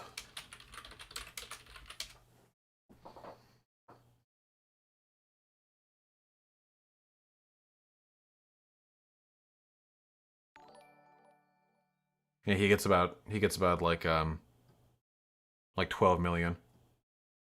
Yeah, Sake, I'm coming around to your take on Kyle, but only because he's like a crazy Bernie or bust dipshit. Vosh has had one too many sexual allegations to have that kind of reach. I don't think like being creepy to a girl 3.5 years ago on Discord before I had a public platform really disqualifies a person from public outreach, but you'll never have his reach because you have grifty takes on shit like riots? Wait, Zeppo Court, I have grifty takes on riots? Kindly explain to me, how exactly am I grifting? Wait, what? How does that work? How am I grifting?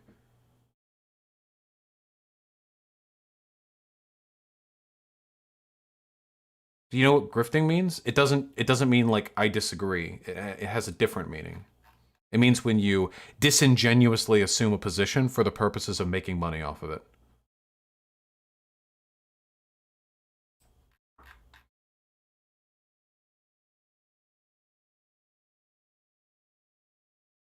I'm not gonna ban everyone who says something stupid. Oh shit, there are a lot of people in this call. What the fuck? What's going on over here? I genuinely believe that there's a part in the back of your mind that knows this is a bullshit defense. What bullshit defense? I haven't defended anyone. I literally impugned people who engaged in looting. I just said that impugning them is largely irrelevant on a social level. Why haven't Latinos started rioting over the kids in cages? What? Because the kids that are in cages are immigrants and migrants coming up from the southern border, not people in towns. What are you talking about? If we took a major city with a long-standing system of exploitation and oppression of Latino people, and then like the ICE started seizing people from their homes, holding them in camps in that city, and then one of them died, yeah, that could totally lead to a riot. Guys, we're not going to debate. They're just dumb. I can't debate every fucking dumb opinion in my chat. Threw his secretary under the bus. I'm not throwing him under the bus. I am assigning blame as is appropriate. He apologized. Callum knows to take responsibility for his mistakes. It's fine. Did you notice that Jake sounds like Rags? Like if I close my eyes and he speaks, I could swear it's Rags. Rags? Yeah, a YouTuber. I knew who Rags is. I feel like I'm a little more calm. You're more calm than Rags? Yeah, I think so. I don't know. He gets very mad when I talk to him. Is this V? This is the guy. This is V, right? Bingo. Someone in my chat made a Sargon bingo. Is this the good faith conversation we're having, is it? Well, that's that. How is that my fault? Does it have You're not saying Oh, you Wait, you're didn't not make it. Sorry. No, I didn't make it. You're not saying he's responsible for his audience, are you? Uh-oh. No, I thought Don't he do was. that. I was under the impression that he made it, but I see we're going on the attack already. No, I did not. I did not make it. It's just bands. But maybe I'll play it. You go ahead. Do you think if you played it, we would get a bingo? Hang on. I don't know. Are they? I'm assuming they I'm not print out particularly randomly. worried about those things. But I just want to set the tone. Yeah. I'm not interested in talking to Vorsh. What? If anyone Okay. feels that they're going to act like Vorsh, say in advance. Wait, what's that? What do you mean? by that? What? Yes, it's You know what? completely really unprompted. Reasonable and civil conversation, Jake. Oh yeah. Okay. That's fine. Was Can it? you do that? Do you not think it was civil before? I know SJW debates can. I've watched him debate. This You've seems not to be the watched first me thing. debate? That was so unprompted. My shadow is cast over all of Twitch, even after my ban. Holy shit! I'm not even there. He's just like, just so you know, I'm not going to debate Vosh, and if any of you guys act like Vosh, then I might have to leave. None of you put your hair up. What am I supposed to say to this? Try and do the job. Let someone finish what they're saying and then speak, please. Can you do that? Yeah, sure. Great. I thought we were just having like a funny. No, because I don't want this to degenerate into something that's totally unproductive. This is why I instantly agreed to SJW debates being on here. I actually really enjoyed his conversation with Zarathustra's serpent. Okay, I don't- Karen. Yeah, well, someone's got to be the Karen in the conversation. Wait a second! You just got interrupted. Call your boy out. Yeah, well, this is the point. What happened again? Let's actually try and have a proper conversation about these things, because I think it's fairly rare that these kinds of conversations can happen, right? I think that's fair. Can I ask a question though? Can we so if you or I are in the middle of some sort of glorious monologue, like I know we both like to hear ourselves talk, right? So I know I'm content leeching right now. I'll just treat this like advertisement for SJW debates and actual Jake, okay? But this is funny as fuck to me. either way, it's would it be reasonable to be like stopping someone in the middle of their conversation and be like, hey, wait, can you clarify that? Yeah, that's okay. fine. All right. Right, okay. I'm gonna put us live, and I find my we are live. We're on Twitch. only on their channels, not on my channel. Right. Do you want me to link that in my chat as well? No, it's fine. Everyone Okay, is drinking. Do I need to drink as well? Because V asked No. It's Well, at some point we're it's- gonna synchronize. It's gonna be a good moment. Yeah, it's insanely hot here, man. It is hot. Oh, that's true. Oh, it's been so warm in here. Holy shit. I hope you're not going to take your clothes off, because that would be on. I'm not going to take my clothes off. Not this time. You can't tell me what to do. I live my life. Yeah, I respect that, actually. To be honest. Is anyone else cringing right now? Holy shit. Does anyone else get the feeling when they watch reactionary YouTubers that these people have no idea how to just casually interact with other human beings? I'm expecting it to come on. And there we go. Right, okay, yeah. Right, okay. So hello, everyone watching. I hope you're all well. I'm talking with V and a guy called Jangles, who you might know as SJW Debates, and Jake from the channel Hugo and Jake, formerly of the Bible Reloaded, was it? It's Hannah and Jake. Sorry, apologies.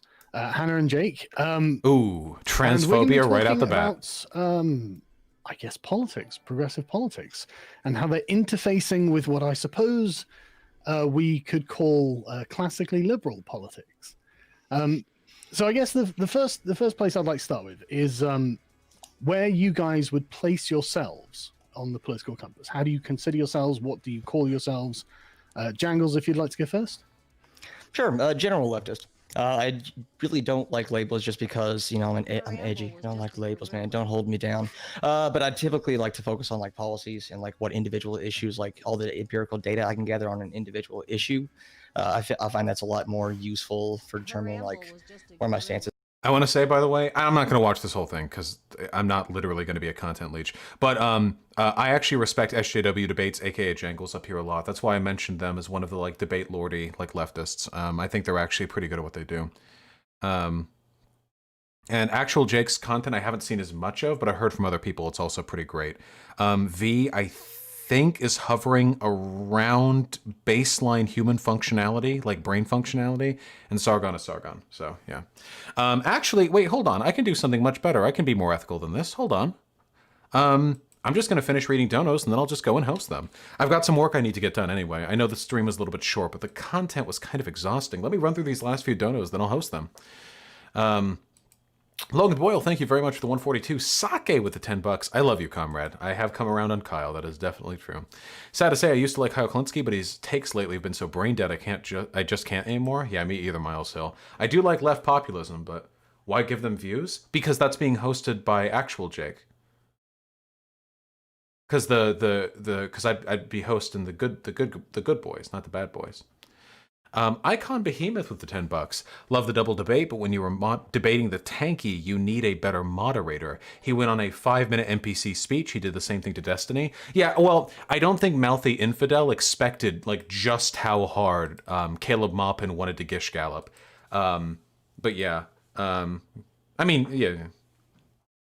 Young Miner with the $5. Vosh, thank you. Just tunneled to you, and I've been consuming your YouTube all week. I love you. Keep doing you. You're honestly the best. I try my best. Thank you, comrade. I think you emotionally damaged Sargon. Do you think he's okay? I don't know, Literal Orange. He seems really caught up in it, you know? Blonded Orange. I made this just for the memes? What the fuck is this? Ha! Wait, this is pretty good.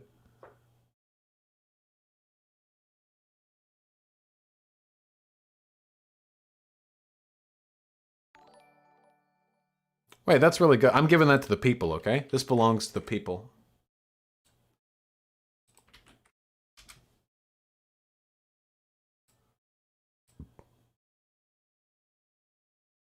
Thank you, Blonded Orange. Nigel with the $10. Thank you. I'd love to see you discuss gun control. As a Frenchie, I tend to favor it more than you, but I wonder if you could sway me. Community armories seem rad. Yeah, in spite of me having run this channel now for a year and a half, I don't think I've ever done like a video segment or a debate where I just specifically talk about gun control. But it is something that I hope to talk about more in the near future. I guess it's something that I would want to do more research on, in my humble opinion. Thank you. And since you motherfuckers won't stop donating. Arachnid JDS with the $5. Cheers from Minneapolis. It's crazy to see how quickly the good cops turn into bad apples as soon as the stakes are raised. Yep, they gotta protect themselves and their own. And DeGiro with the $10. I know it's contrived, but I really feel that Kyle has changed for the worse in the past year or so. Pretty depressing, to be honest. Hey, same with the Chapo boys. I have a clip of Matt Chrisman completely misrepresenting anarchist theory and claiming that anarchists literally are liberals. He actually tries to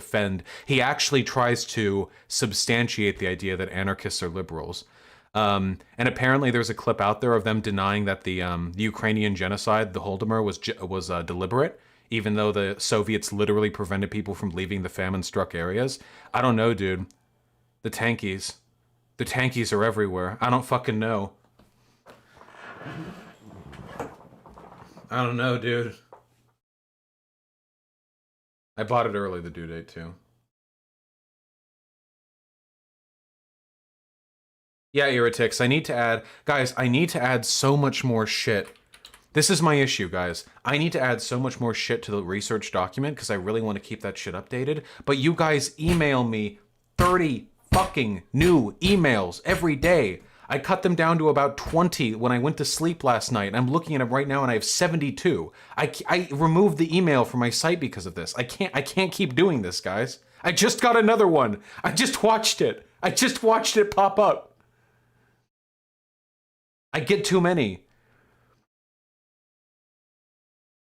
There are so many wonderful people with so many life experiences and questions, but I'm not capable. I'm gonna have to get fucking my girlfriend to start responding to these emails or something.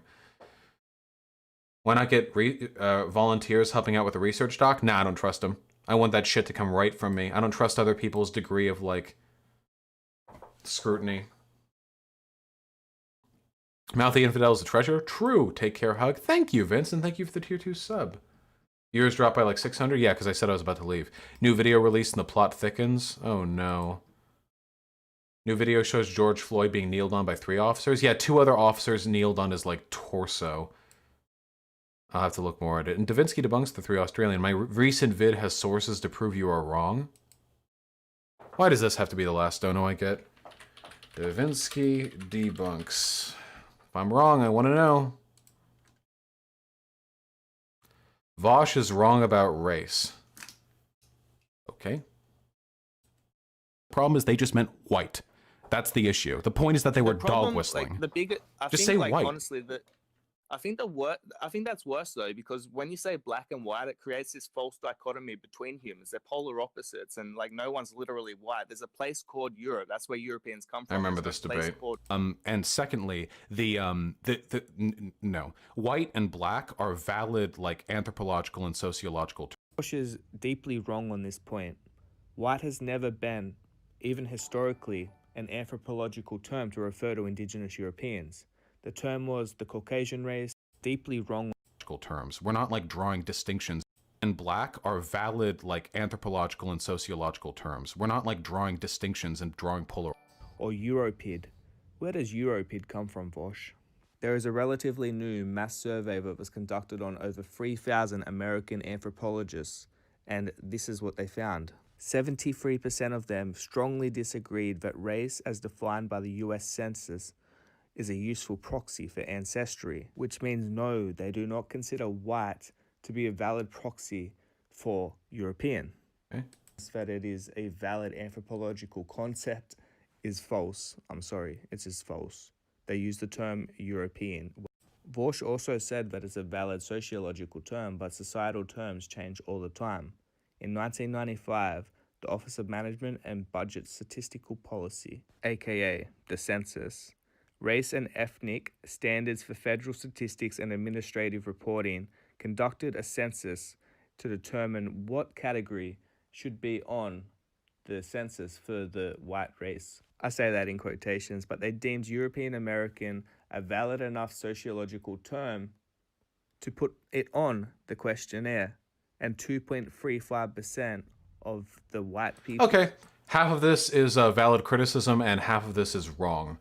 With regard to the anthropological criticism, I can see that point. You are correct and I misspoke, or I was just wrong. White is not a valid anthropological designator. An anthropologist would probably not use terms like white or black to meaningfully describe populations. That was just wrong of me, so I apologize for that. With regards to the sociological point, though, white is absolutely a valid criticism, or sorry, not criticism, term when referring to sociological designations. The fact that the U.S. Census would use different terminology is irrelevant because the U.S. Census is not a sociological institution. It's a civic institution, which means that its degrees of specificity and its considerations and its thresholds for consideration are going to differ from those expected for sociological analysis. But that's still fine and valid. And yeah, I will leave a thumbs up because you did catch me on an incorrect point, and I appreciate that. Okay.